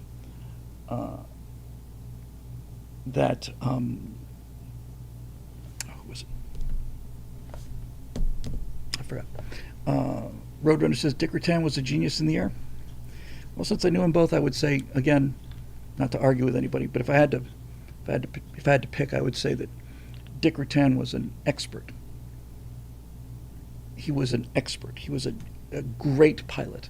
He had absolute perfect understanding of an airplane. But I wouldn't call Dick Rutan a genius. I would just call Dick Rutan the best pilot I ever saw. Burt Rutan is a genius.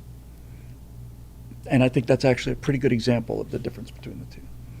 Dick Rutan was had as much expertise. I think Dick Rutan was probably the best stick maybe that ever lived. Dick Rutan understood airplanes in a way that I've not met anybody. Dick was the velvet arm, and Dick could make airplanes do things that were just absolutely amazing. But Burt had to forget what an airplane was, and that's genius. It takes genius to. I mean, he wasn't the first person to do canards, but the long easy basically is taking an airplane, flying it backwards. I think Dick's. I mean, Burt's. Two cases where Burt crossed from expert into genius for me were one of his aircrafts, not well known. It was I think it was Burt's favorite airplane called the Boomerang, and he saw the twin engine things like a Baron or a whatever, and the fatality rate on twin engines was just terrible. And Burt designed the Boomerang, which is an asymmetrical airplane. The things like a Baron has a cabin in the front and then twin engines on the wing. And Burt designed the Boomerang so that the cabin has an engine on the front, and then off to the side is a second engine, and the wings are not only not the same shape, they're not the same size. It's just, and you can't stall it. That's genius. That's not just being a great pilot in a look. If I ever had to have an engine failure or something in a Beech Baron, I'd want Dick Rutan at the controls. But Burt basically says there's a much better way to do this than a Beech Baron. Much better way. Roadrunner says, is Elon Musk a genius? Yes, I think Elon is a genius, but not for the reasons most people think. I think Elon Musk is a genius. If it were just SpaceX, I would say he's just an expert, but it's not. When you add SpaceX and Tesla and the Boring Company and Neuralink and all of this stuff, Grok, That is genius. The genius of Elon Musk is not that he builds rockets. The genius of Elon Musk is that Elon Musk is the kind of guy who can say, if we have rockets that launch satellites, then we can provide satellite internet to the entire world, and that will pay for our rockets, and that will pay for our tunnels, and the Teslas will go through the tunnels, and we will build these tunnels on Mars that have electric vehicles going through them, so we need the rockets to get there, but we need to pay for the rockets, so the rockets have to be paid for by a communications net, which we're also going to need in other worlds and so on. That's the genius of Elon, is that he sees a big picture on a level that no one has ever seen before, in my opinion. And not only does he see it, he's actually made every one of them work. And he comes off as a really nice guy, but if you've ever seen the Zoom call of Elon where he's talking to like Tesla sales guys, and he's just firing them, he's just pushing buttons, not performing, ruthless. But if you get a chance to do a Google search, search for Rutan Boomerang, and you'll see genius. That airplane. When I first saw the Boomerang, I simply, I don't know how he did it, and that's the definition of a genius. What's that line? I'm modifying it slightly, but it's something to the effect of, expertise is hitting a target that no one else can hit. Genius is hitting a target that no one else can see, and I think that's really it. So there we go. Capital G Geek, greetings from the swamps of Northern Virginia. As a follow-up to last week's question about the product of the colonies, why the aversion to mining? I'll finish the question. It's resource extraction, and you can come up with your own method of doing it. Could be on a moon or nearby planet, gas giant, etc. Could be mostly AI operated with telepresence when required. Enough people would be required to justify an outpost, but they wouldn't have to be miners living underground or anything. You could give the ability to suggest the proper division of labor for automation. Any update on when the colonies groups for technical continuity will be starting? Hope you and Natasha had a great birthday. Thank you. Let me take this all one on one. First of all, I thank you for the kind birthday wishes. Secondly, I think your question is absolutely right, and I think that the reason I kind of chucked it before is because I'm trying to get rid of tropes, and mining colony is a trope. Obviously, there'll be some resource extraction, but I don't know, man. It's like every time you see any kind of colony anywhere, it's for mining, and I think that's probably the main reason why I kind of wanted to just set it aside. I'm sure there will be some mining. It's certainly not going to be manufacturing. We've stopped polluting the earth long before we ever got to another planet, so that's another trope that's going out the window. We've got to get off of Earth because the Earth is dying. No, it wasn't. The Earth was getting poisoned, then we stopped poisoning it. We developed a technology to stop poisoning it. Earth is much, much, much cleaner now than it was when I was a boy, and infinitely cleaner than it was during the early industrial age in London and so on. Eric says, keep in mind, Bill, most tropes are tropes because they work. Well, I disagree. I think tropes are tropes because it worked one time and other people just lazily attach themselves to it. And the reason a trope is a trope is because it's reproduced many, many times. And it may be because it worked the first time, but if all you're doing is just copying something without giving it any extra thought, I think that's kind of the definition of a trope. I don't know what the answer to this is. The first thing that I latched on just in this moment, it would be kind of interesting if there was a pharmacological aspect to it, because there is life on this planet, and the life is adapted to very, very severe conditions, so that might be part of it. But I think the main reason, to be honest with you, is that I want planets with breathable atmospheres to be exceedingly rare. Which means that the value of Niflheim is it is real estate. It is real estate. That's basically what it is. Yeah, and the reference says portable water. Yeah, it's real estate. There's water there. There's air there. It's thin, but it's breathable. I want there to be like maybe 4 or 5 of the hundreds and hundreds of planets in these systems to be places where you can just walk outside and breathe. It's got to be really rare. Air Techie says water is common across the universe. That's absolutely true, but surface water and surface air pressure plus enough biology to generate the oxygen transformation is not common. And so there's that. And Roadrunner says, are Niflheimers doing anything to terraform their planet? I don't know. I mean, I could certainly get into that, but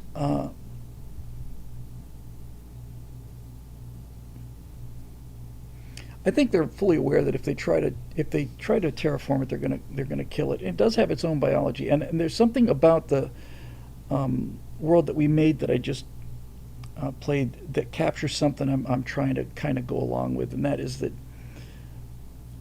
they like the difficulty of it. And by the way, it's not a ice world. It's a world that is mostly ice for most of the time. But during those 6-7 months of perigee or perihelion, I guess it is, it becomes a desert. I mean, it becomes, it's too hot to go outside. It's I really think the reason it appeals to people is that is that it's difficult but not impossible, and when you're and people don't really fully appreciate the scale of terraforming, just the surface area necessary and so on. So I don't know. It certainly needs more work. There's no question about that. Capital G, and a viable economy and a reason for them being there is that. But again, it's also the original idea was that it is a simple one-to-one analog of the founding of the United States. So the real question is. Oh, that's a great point.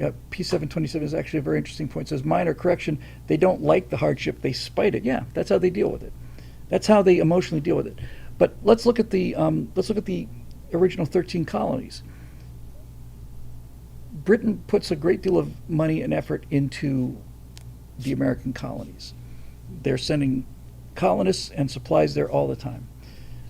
I'm not aware that they were getting a lot of stuff back. They were probably getting like furs, and maybe some kind of exotic woods, but I don't know what in the early days of the American colonies, I don't know what they were exporting back to England. Certainly in the early days of the American colonies, more economic money was coming into the colony than going back to Britain, but Britain saw the potential in terms of, real estate. Tobacco, that's a good point. Tobacco might be an interesting analog for me to work on, because tobacco was unique to the New World, and it was relatively easy to transport. It wasn't like you're moving mounds and mounds of gold or anything like that. Eric says, one of the big motivation for the colonies involved the promise of gold? No. And this is really a critical point, Eric, it's a critical point. In South America, the Spanish exploration and exploitation of the New World was about gold. If you don't understand this, you don't understand anything about the difference between North and South America. South America was colonized by Catholic Europeans who came to the New World to get a resource that they could take back, and the goal of the Spanish conquistadors was to go to the New World, amass a lot of gold, come back to Spain, and live like lords in Spain. The British Protestant settlement of North America was almost the inverse of that. There were no resources that they were going after. They certainly weren't going to Virginia for gold. They went there not only not expecting to bring resources back, but they went there to stay. They went there for the real estate. And that is a fundamental difference. Now, I am 100% in favor of having a Spanish sort of analog in the colonies. And I may not be able to finish all the questions tonight. At least I'll dump the duplicates. But let me take a little diversion here. I mentioned this channel called Gossip Goblin, and they do tremendous work. They just released another 20-minute film. They do tremendous work. It's the best AI I've seen, and it's the antithesis of what I do, which is why I'd like to hire them for reasons I'm about to get in here now.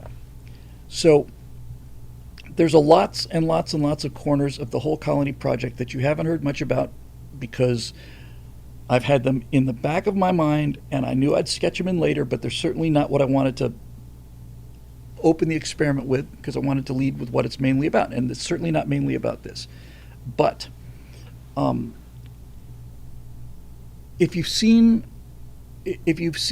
Gossip Goblin's stuff, great. If not, let me just give you this.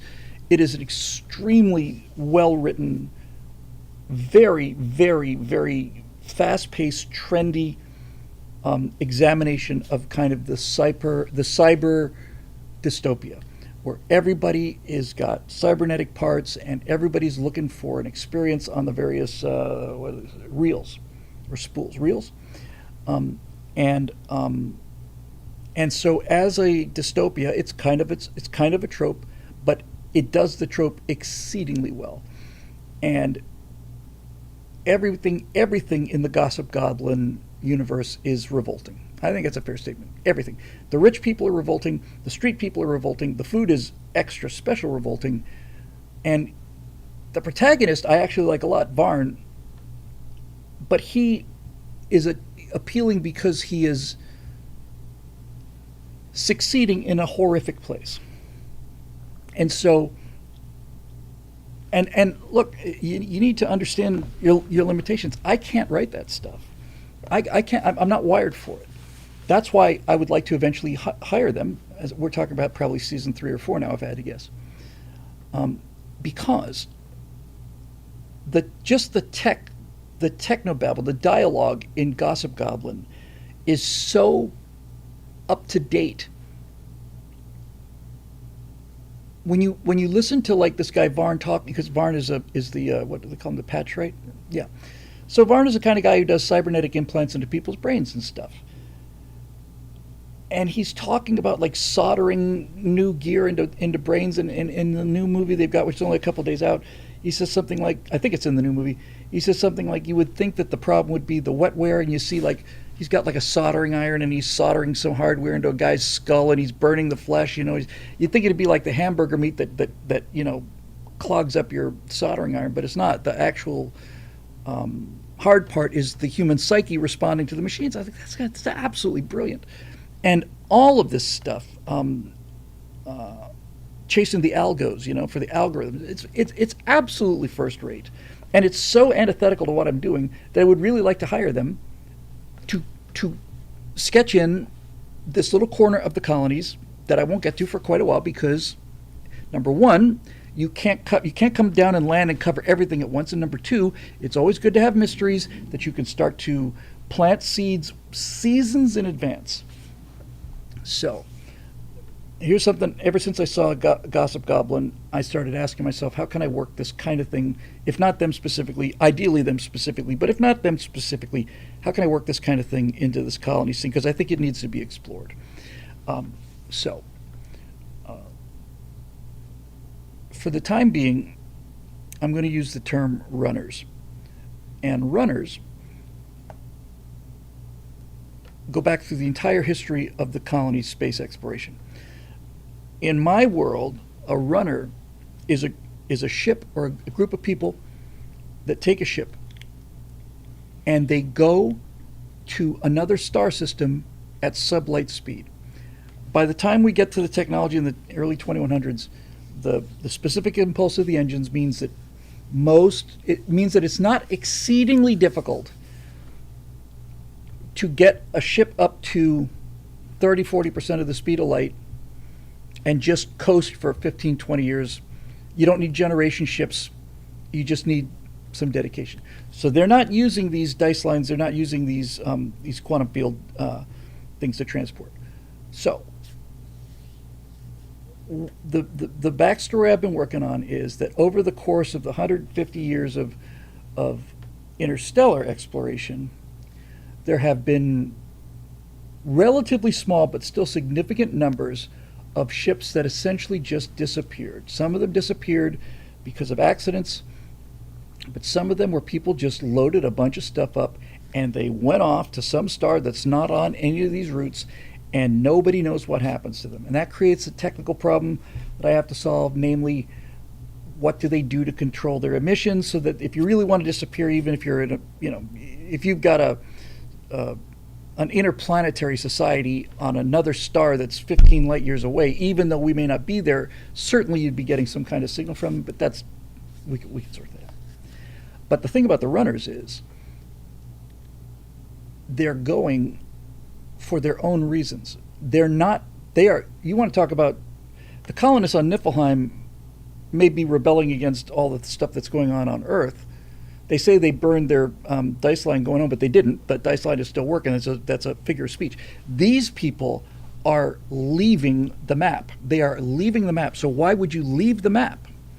Plenty of reasons why you would want to go to a colony, but why would you leave the map?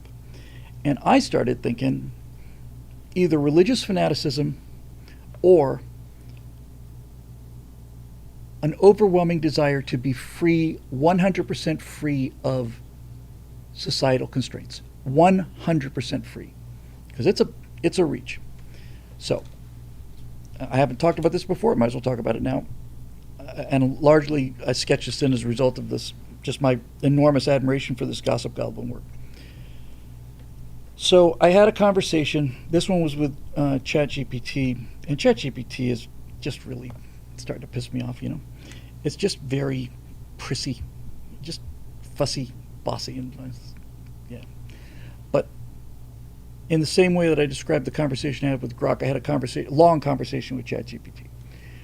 And I basically said to ChatGPT, I mentioned the Gossip Goblin thing, and I tried to justify a dystopia. I mean, a living hell dystopia. I tried to, I said, look, reload site, no, what the hell's that?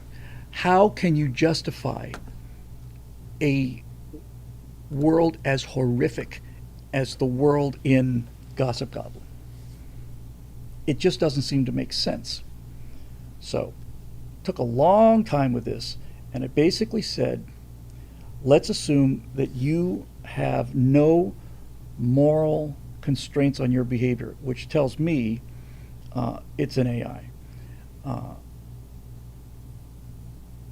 And you wanted peak efficiency. The fundamental question I asked ChatGPT was, is it cheaper to have human workers or robot workers? Because the level of misery in the Gossip Goblin world is almost unbelievable. And ChatGPT had I have to say, a really brilliant answer. I said, are robots more? Forget morality. Morality is off the table. We're assuming just no constraints on behavior whatsoever. Are humans cheaper than robots? And ChatGPT's answer was really profound. It says it depends on the availability of capital. In a scenario where capital is abundant, then robots are the way to go. But in a scenario where capital is limited, then humans are the way to go. Humans are self-replicating. Humans are pretty damage resistant. Humans can heal themselves. They can repair their own damage internally to a fairly high degree. It may cut their efficiency, but humans have the ability to self-repair. Humans can take advantage of energy sources that are relatively low capital investment. It's easier to build an algae tank than it is to build a fusion reactor. It's cheaper too, and so on. And so what he was basically saying was, if you have limited capital, humans are probably the better economic deal. If you have lots and lots of capital, then you just build advanced robotics and advanced robotic repair things, and then the moral issue comes back into it. So I said, I don't care about the morality. This took me to the mining colony trope. Does it make sense to have like augmented humans? Can you justify it? In fact, I have some renderings. I did some test renderings. Give me a second. I'll just drop one of them into the frame here so we have something kind of a common language here. We're not going to get through all the questions tonight, but this is a good show, and I love this kind of stuff. So hang on a second. Where is that nearest? Give me a second. This will be a fast find, I think.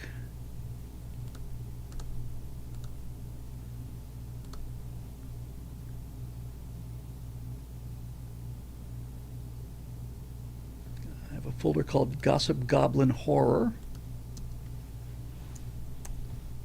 No, this is screenshots from Gossip Goblin. That's not what I'm looking for. I'm looking for, what do I call it? Call it Human Hell? I'll find it. Hang on.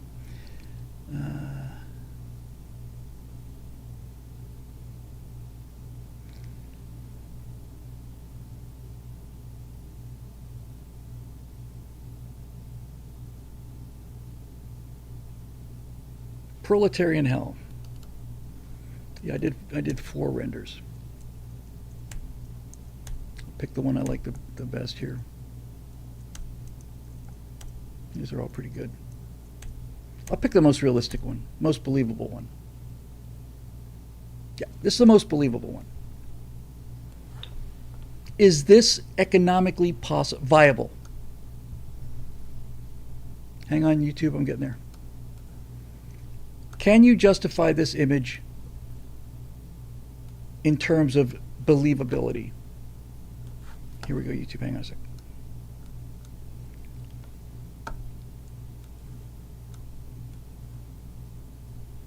That's a pretty close approximation to hell, to sci-fi hell. So we started getting into the details of this and how this would actually work and whether or not it would make economic sense.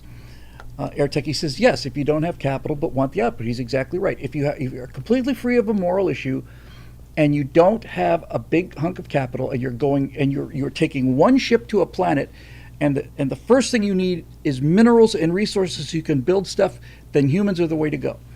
And so then I started talking to ChatGPT. I said, okay, so let's see if we can figure out how this works. Let's look at this horrific image and decide, how do you get there? An unprotected human in this environment will die. A robot could do this mining, but the robots are expensive. What would possibly justify essentially bolting on fundamental protective gear like the respirator that allows him to continue to function? One thing that I said, and I'm going to go back to the camera for this because I really kind of want to be on camera for this because this is really an important statement. Oops. Yeah.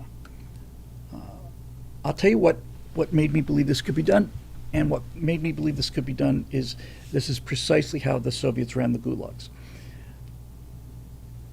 The Soviets had 2 objectives. Number 1, they wanted resources, and they wanted them cheaply, as cheaply as possible. The government was in a perpetual state of poverty, so Russia has enormous reserves of, that's it, Airtechie beat me to it. He beat me to it, you son of a bitch. Yes, I'm going to call this planet Kolyma. So the Soviets actually had 2 objectives. Number 1 was they wanted mineral resources extracted as inexpensively as possible, and number 2, they had a large population that they wanted to get rid of. They intentionally wanted to get rid of. In Germany, they took the people that they didn't want and they put them in gas chambers and incinerated them. In Russia, they took the people they didn't want, shipped them out to places like Kolyma, and your life expectancy in a Kolyma gold mine was anywhere between, for a healthy young man, was anywhere between 3 to 6 or 9 months, somewhere in that general area. Kolyma and the Gulag system under the Soviets understood that we could solve both of these problems by taking the people we don't want and working them to death. Quibo says, isn't that how Australia started? No, in Australia they never worked them to death. They never worked slaves to death. But in Kolyma, they had essentially not only an unlimited supply of replacement parts, they had an unlimited supply of replacement parts that they needed to reduce the inventory of. So Kolyma was a place where people went to be worked to death, and they had this down to a science, and they had the same thing down to science to some degree with the Soda Commandos in the German camps too. But in Kolyma, they did the math on this, and they realized that I'm just going to just throw out a general average, but on a general average, you could get 6 months' work out of a healthy person, beyond which point they would become so weak through disease and exposure and the cold if they didn't die, and the cost of feeding them, that beyond 6 months, the cost of feeding them exceeded the cost of bringing in a replacement. So you had a 6-month lifespan in cholera for purely economic reasons. At that point, and I said this in the Empire of Terror, at that point, it was cheaper to replace the unit than it was to repair it or maintain it. Right, so yes, there is an economic model for how this would work. So I got into the details with ChatGPT. What is it that we're looking for? And again, ChatGPT very, very prissy and fussy, and it's kind of politically correct too. I'm not going to tell you the details of how to set. Look, F off, ChatGPT. Okay, I'm not about to go to another solar system and set this up. Can we just be adults here? But basically, it did make some good points, and what its point was that maximum efficiency means maximum continuous throughput. Maximum continuous throughput. You can't just look at the individual parts, you have to look at it as a system. So for example, you could say that again, we're talking about no morality whatsoever. You start growing male children because females are of no use to you whatsoever in mines. The strongest women are not going to be nearly as good at this as the weakest men. The female's job is to create more males. That's basically it, and enough females to keep this thing going. That's the economic driver of the production factory for humans. But ChatGPT's point that did get me to think about the nuances of this was that expertise has value. And that got us going down another road. I said, yes, expertise has value, no question, at a certain level of skill. But in a role that requires virtually no expertise, then there's no need to keep on people because keeping people on because they're experienced. Because if you go back to like Metropolis, if all you do with your life is move a lever, then you can get that on the first day. And once you lose efficiency as a lever puller, your lever pulling expertise is not going to be worth much. This is also kind of an arcade thing when you really get right down into it. And so as we started developing this, I started thinking, okay, so your first reaction would be you want males to do this heavy, dirty, dangerous work, exclusively males. There's no girl bosses out there. You can't afford it. It doesn't make any sense. So the women produce more children. But then I realized that during the time that a woman is pregnant, she can be doing work. There's no reason to waste that 9 months.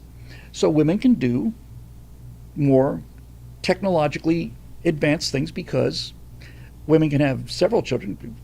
Some, in the cases of 100 years ago, some of these women had 20 children, 11, 12 children, right?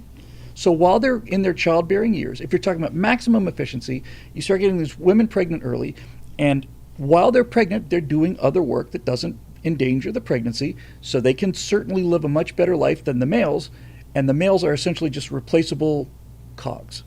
And so if you're born a boy, you start working at 4, 5, or 6 years old maybe, and with simple tasks, and by the time you're 16, 17, 18, certainly by 18, you are out there doing the physical work, and your prime physical strength years, let's say 18 to 26, somewhere in that neighborhood, you are out there doing the dirtiest of the dirty jobs.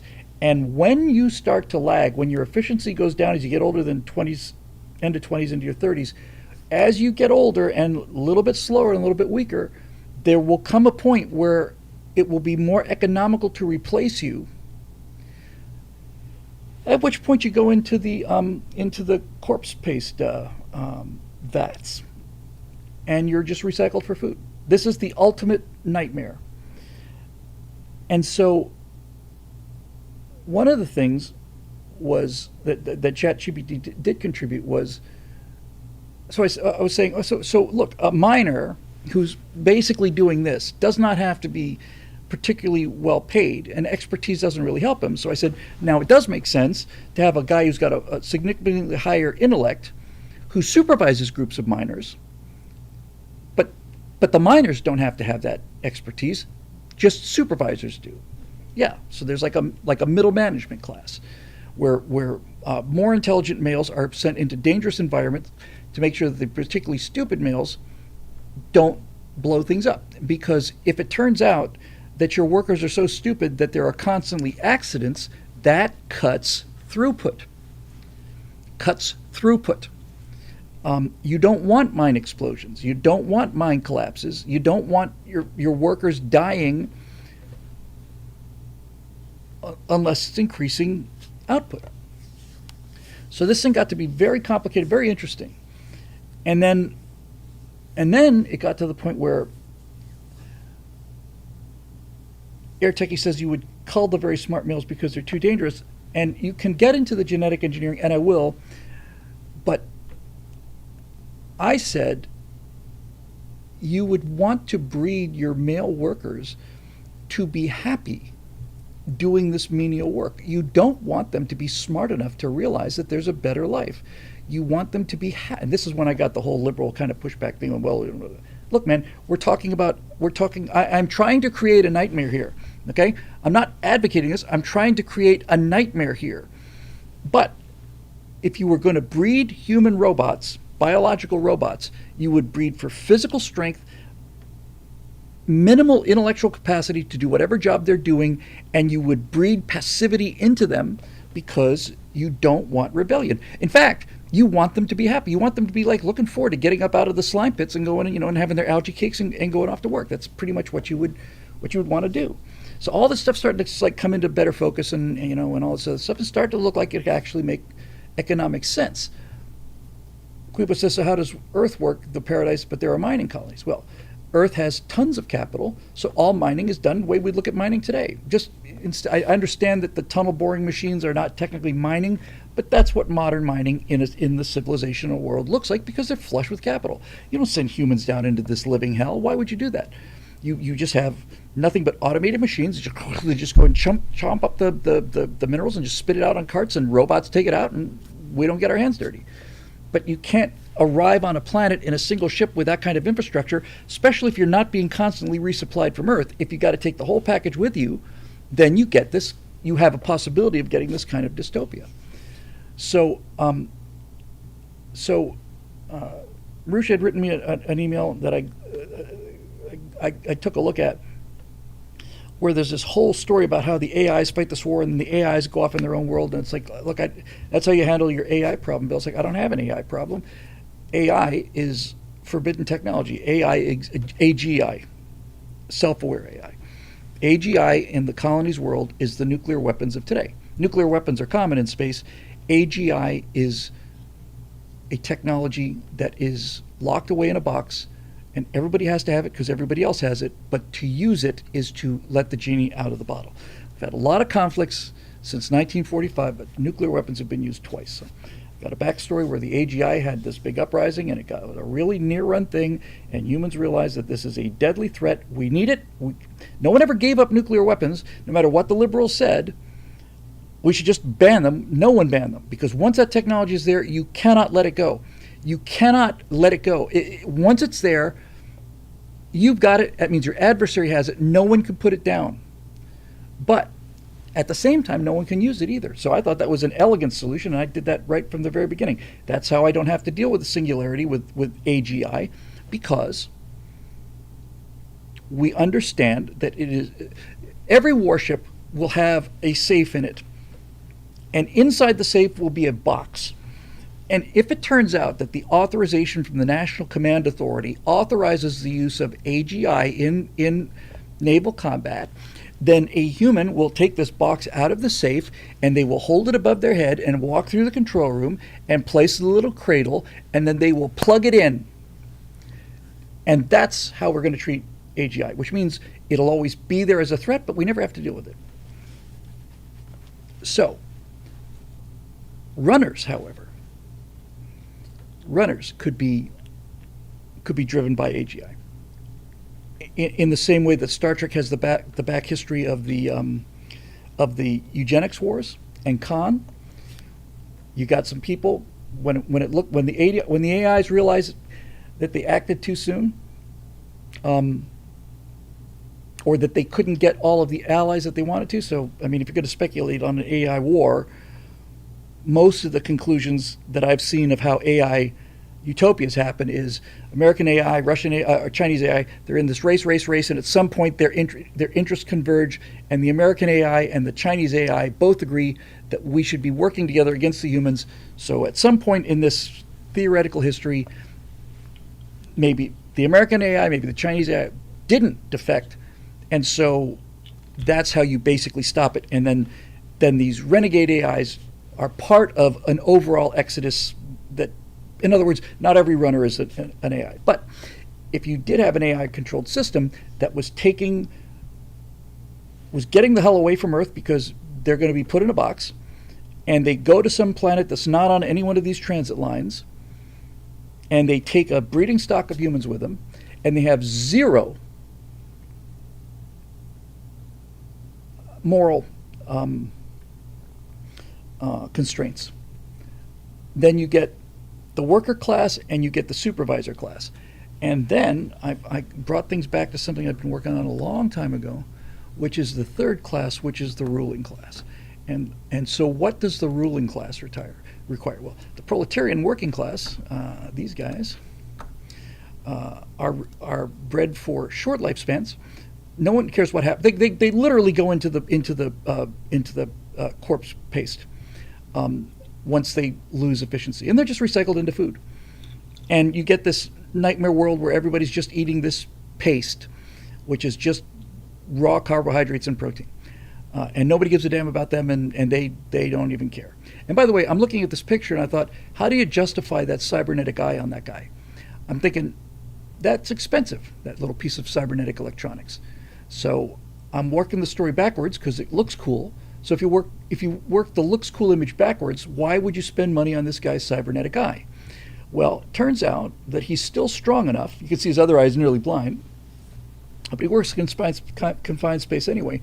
Turns out that cybernetic eye is worth implanting into this worker because when this worker dies, that cybernetic eye is salvaged. He's not the first person to wear that eye. He's probably the 30th person to wear that eye, and that eye might go through hundreds and hundreds of human workers before it erodes enough to become obsolete. So the eye is the most expensive part of that guy, and it's allocated to him to keep him working until he finally loses enough efficiency so that he's just harvested, and they remove the eye and they put in another guy who loses an eye.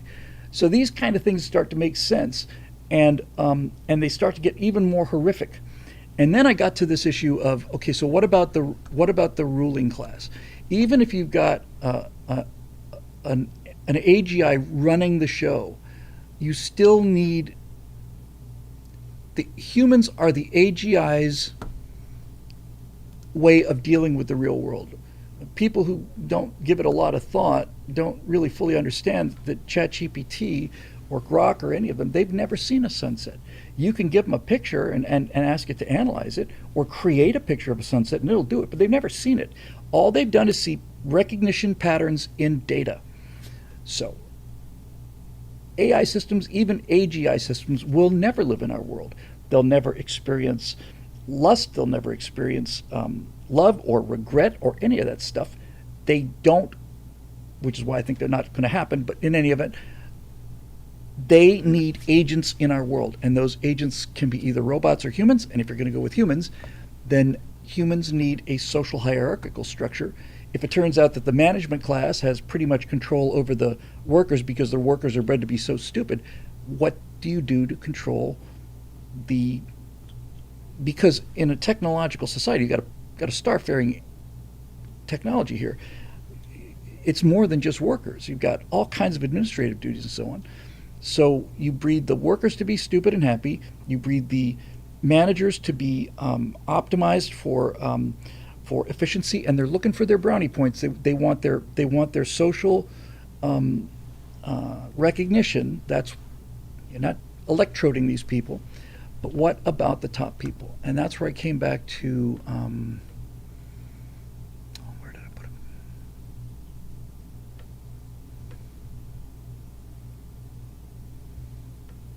Just give me 1 second.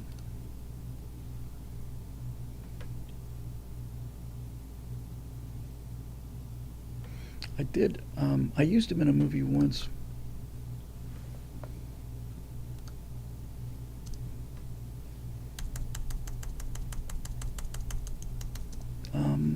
give me another second to look for them. If I can't find them soon, I'll just skip it. Put them down here. Oh, I didn't even activate that drive yet. All right. Okay. You may or may not remember that I did one last look.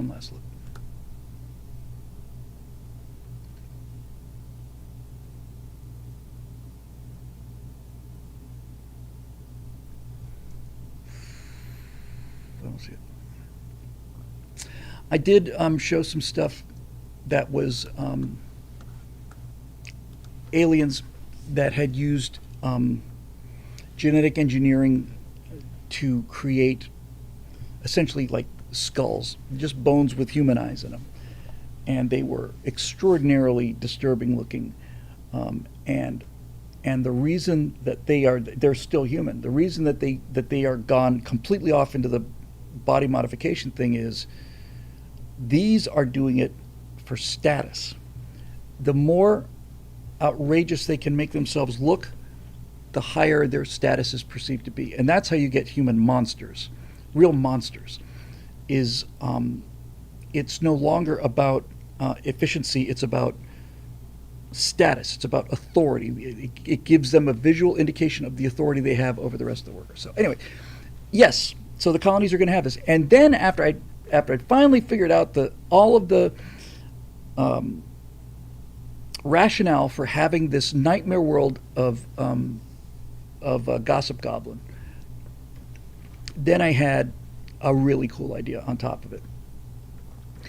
And this is the idea. And we're talking about season 4, 5 stuff now. So season 1 is going to be like storm is brewing in terms of conflict.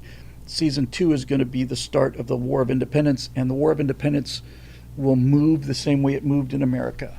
It started in New York in the Northeast, and it went upstate to New York, and then it went down here and in Delaware, and then it ended up in the southern colonies.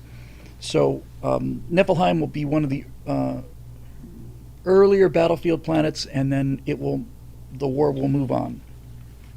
But eventually the War of Independence will be won. And then I realized that this runner idea, this idea that there is at least one and maybe several places where humans are bred for labor and are used as economic units. I realized, well, now we have a perfect analogy for the Civil War. After we won our independence, after the colonies have formed their republic, and after a couple of maybe exploration missions or whatever, come back from one of these living hell worlds. What am I looking at? Oh, that's me, okay. Then the question becomes, does a moral republic have a moral obligation to invade these worlds militarily and free these humans from this condition? Do they have a moral obligation to do it? And that gives you a second conflict, which is much different. Now you've got a powerful, unified republic with a strong navy, and they would have to build a dice line to this dystopian world or worlds and fight a war on enemy territory against AGI run combatants. And the question is, do we have a moral obligation to do this, or is it none of our business? That's a really interesting question. But when I look at this and I look at the stuff that Gossip Goblin is doing, it fills me with revulsion and horror. And now Eric says a key question would be, do they want to be free? Well, what if I'm not arguing with you, Eric, what if they've been bred to not want to be free? Just because they know that they're meat robots. Rather, just because they don't know that they're meat robots. We do. We could put an end to it because they're breeding endless generations of humans to live in horrific conditions. Horrific conditions. do we have an obligation to stop it? And my response to this is actually yes. Government says, do they even know what freedom is? It's funny because these are some of the questions that were asked during the actual Civil War. It doesn't matter whether they know what freedom is. We know what freedom is. And we know that they're not getting it. We also know that if we were to do this and succeed, then that would be the end of the minor worker proletariat horror. That we would no longer be doing what James T. Kirk, the Starship Enterprise, did all the time. We would be going in there and smashing that society with a perfectly clear moral conscience because humans weren't meant to live that way. That's what happens in a couple of Star Trek episodes. Most clearly in the one, was it something of Eden? No, was it the apple? I don't know. Whichever one had the reptile god Baal. And all the humans are living there. And in that particular world, they were living in perfect happiness. They're all gorgeous, and they're all getting fruit to eat and just running around, never getting sick, never dying. But nevertheless, James Kirk said, this is not humanity. This is not how people are supposed to be. Val. And so Kirk nukes the thing from orbit, and off they go. Landru was another one. Was that Return of the Archons, I think? And Spock is saying, Captain, you've just condemned these people. They lived an idyllic life where all of their needs were provided for, and you have condemned them to a life of violence and work and Kirk says, well, that's what we're built for. We're not cattle. We are not herd animals. And he had no problem with it at all. None. And I think that's just really, really, really interesting. Really interesting.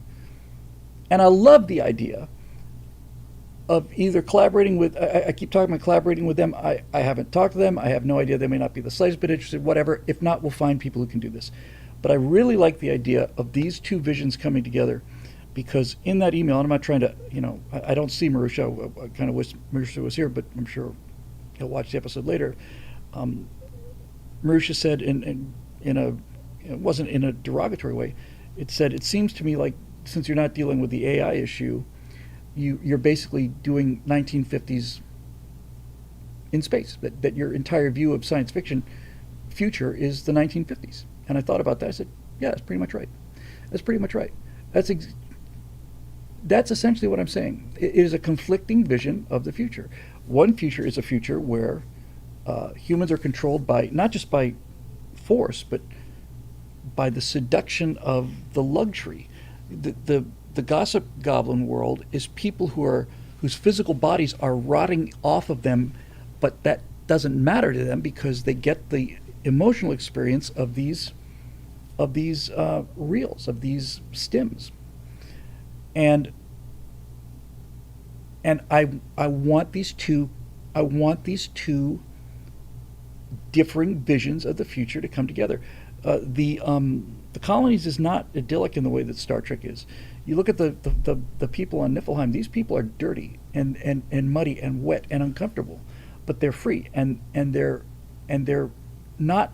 The Niflheim colonists are not human robots. Those are individual people who make up their own individual contracts and their own individual decisions, start their own businesses, all the rest of it. And Niflheim would never allow people to be treated like human robots because that's 1950s morality to me. I prefer 40s, to be honest with you. And then, so what do? The question then is, I don't think there are any people like the people in Gossip Goblin on Earth. I'm not 100% sure about that. I have to finesse that, Quibo. I really haven't figured that out yet. It's a question I've been working on. Does that kind of cybernetic nightmare exist on Earth, yes or no? One level you could say yes because it's probably likely. Another reason to say no is because it's yet another trope. I don't know yet. Certainly there will be cybernetically enhanced humans. No question about that. But that, yeah, you know what? I guess it probably would, because while you can't imagine such a world in the United States, you go to a place like Mogadishu and it's functionally exactly that. It's just people living in garbage and scavenging copper wires. And it's not just in Mogadishu either. It's in, parts of inner city America. Baltimore was like that in the 90s and 2000s. So anyway, you got a lot of real estate to play with, and a lot of opportunities. Devil's Raspberry says, Bill still use Midjourney. Version 8.1 came out today. I tried version 8 once, Raspberry, and I wasn't too impressed with it. I used to use Midjourney exclusively. All of the colonists in Two Futures and all of the space crews in A Bumpy Ride Home were generated in Midjourney and animated in Midjourney, but I don't use Midjourney at all anymore for anything that I need realism for. But I still use it. But this is no, actually, this. Why can't I not get this right? This is not. I thought this was Midjourney. It's not. This is Nano Banana Pro. So I don't use Midjourney nearly as much as I used to. But there you go. So it's an interesting question. Eric says it's a major question about our nation building in Iraq. Yes.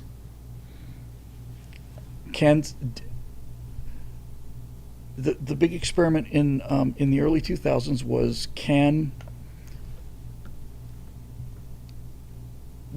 twofold. Were the desire for a democratic society hardwired into humans, where everybody wanted freedom as we understood freedom? And the second question was, can this be transplanted? I think that's a pretty succinct way of putting it. Not can they handle it, but can it be transplanted? And I think the answer to that question turned out to be no. I personally think it was an extremely noble idea, but I don't think it can be clearly cannot be transplanted in Afghanistan. I think you probably could have made it work in Iraq. It would have been broken, but I think you could have made it function in Iraq. But once you give Iraqis a constitution and you let them design their own constitution and they put Sharia law in their constitution, then what's the point of having a constitution? I mean, that was when the Iraq experiment failed. Was when we basically said, yeah, you can have your Sharia law. It's like, no, you can't. When we went to Japan at the end of the war, we didn't say. We said you can keep your emperor because that'll hold your society together. But Bushido went out the window. You can't just lop off somebody's head. No.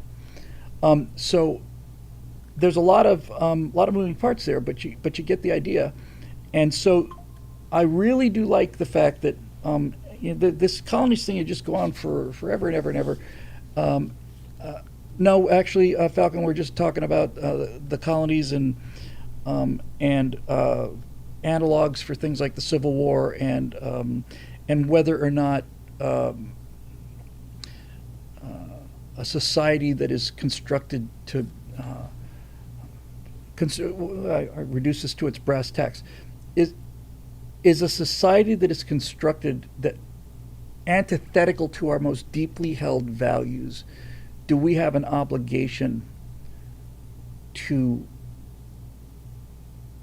remove that? In the case of Iran, it's certainly a motivation, but it's not the motivation. It's nice to be on the side of good, but you'd have to go into, I think you have to do with Iran what you have to do anyway. It's nice to know that the people would be freed, but whether that was the case or not, it still had to happen. But in this case, if you set up a sort of a mirror image of the colonies, that's really what I'd like to do. But I can't start with that. I can't start with that. There's just too much ground to cover. So I think it's a real rich seam to develop, and I like the idea of the colonies having this internal mythology about the idea that there are nightmare worlds out there, and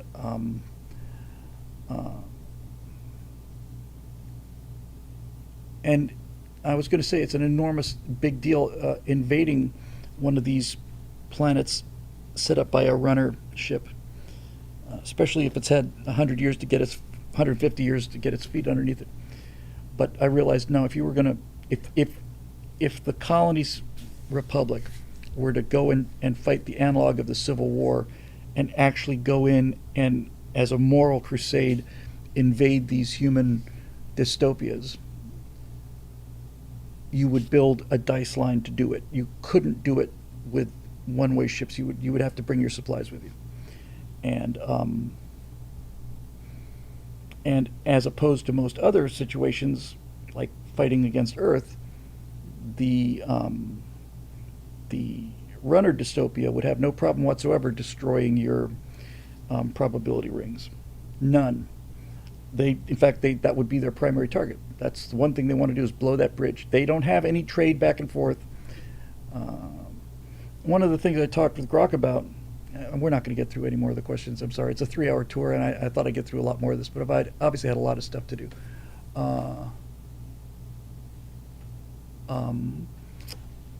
So I'll just wrap up with this. One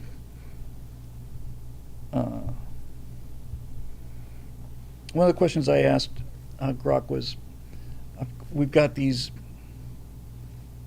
transit lines, these dice lines, probability gates that allow you to travel from one place to another pretty nearly instantaneously. So let's consider that a railroad. And this is how I had it out with Grok. Now, certainly in the Civil War and in World War I and World War II, destruction of railroads was a priority. Destruction of enemy railroads were a priority.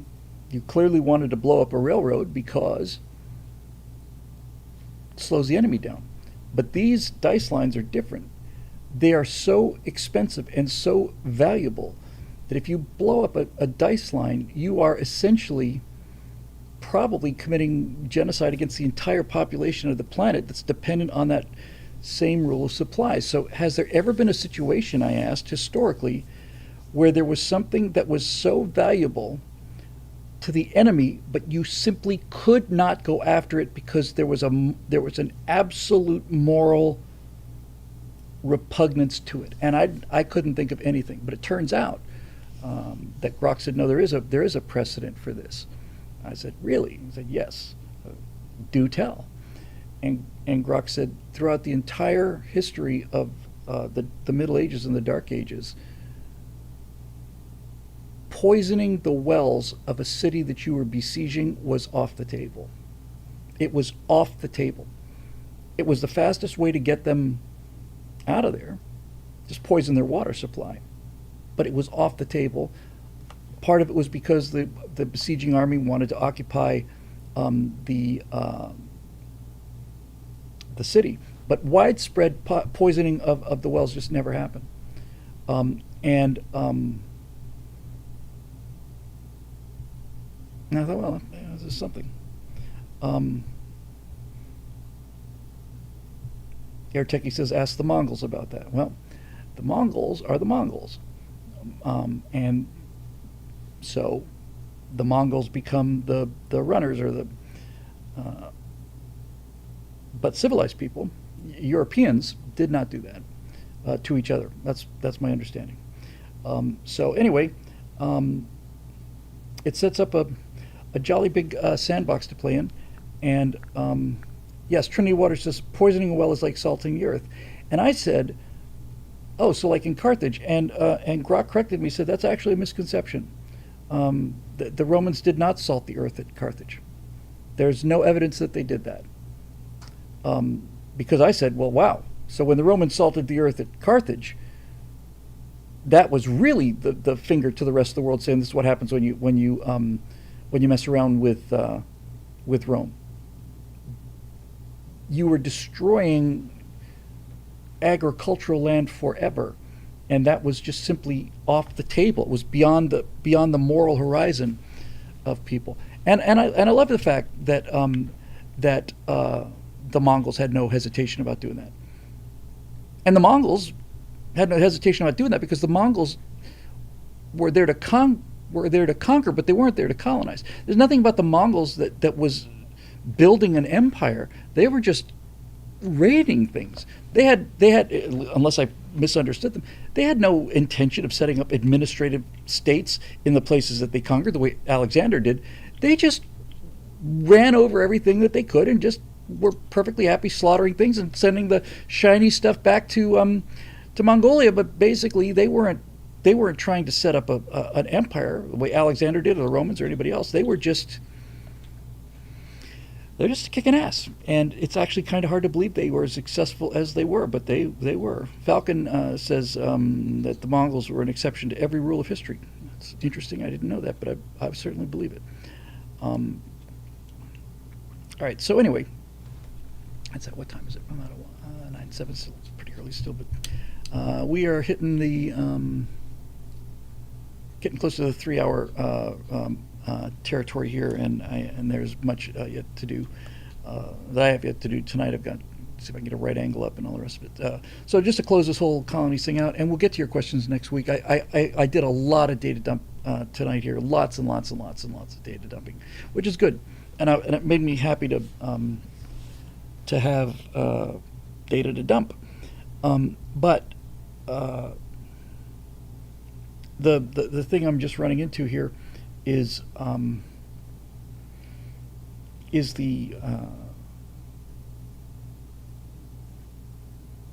practical constraints on how much time I have, and how strong my desire is to be able to. I got to be careful about, and I say this because I know I'm going to get thousands of volunteers, and it's not that I don't appreciate the effort. Believe me, I deeply appreciate the sentiment, but I really need an in-house crew. I spent 2 or 3 hours on photoshopping something a couple days ago for a reference photo, and it would have been very nice just to say, have somebody take care of this, but I can't just ship that out to somebody. It's got to be supervised until they know what we're looking for. And ultimately, what I'm really saying is, I really would like a studio. When I saw the Gossip Goblin work, and especially their latest short, they had a credit roll at the end.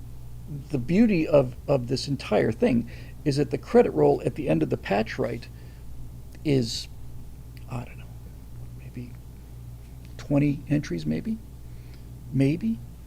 The credit roll at the end of any Hollywood movie is a standing army of thousands of people, thousands. And but nevertheless, at the end of Patch Right, there was a guy who just did cinematography. All he does is set up the camera angles. That means he's not having to do all of the reference images of Lar and all of the other characters, and he's not having to do the Photoshop work and the different angles of all of them and so on. He's not having to run the iterations. He sets up a shot, he gives it to somebody else, and they render it, and then he looks at the best 5 and he says, that one. And that's really where I'd like to be, because there's a lot of things I'd really want to do. I also saw a really I don't ever want to criticize anybody's work, honestly, especially on subjects like this. But I saw a link to a video that was done as a machinima of Taffy 3. And I watched, they actually did 2 parts. One was on Taffy 3. The first part was on the Samuel B. Robinson. They did a second one on the USS Johnston. And I think it was only a couple years old. And I looked at this and I said, man, oh man, I want to tell this story. And I can do it so much better than this. This just looks horrible. But I'm glad somebody's doing it. But man, I just thought, I make this thing look like a feature film. So we got to get from here to there, and that's the trick, isn't it? So anyway, at least I've got my it's got my full attention and my full efforts. So we're doing our best. And sometimes the corners we have to cut are missing all the questions on, or most of the questions on Stratosphere Studio. But in any event, it was a fun show, and I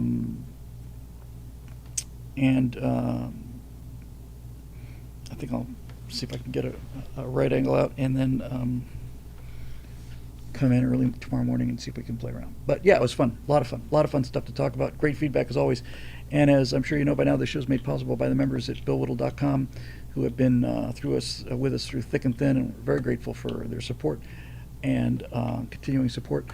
and that's not going anywhere either. So we will be back on Thursday night unless something changes, and I'm not anticipating that. With the Stratosphere Lounge, we'll get to the political stuff. But thanks again for all the feedback and all the kind words, and we'll see you next time right here on the Stratosphere Studio.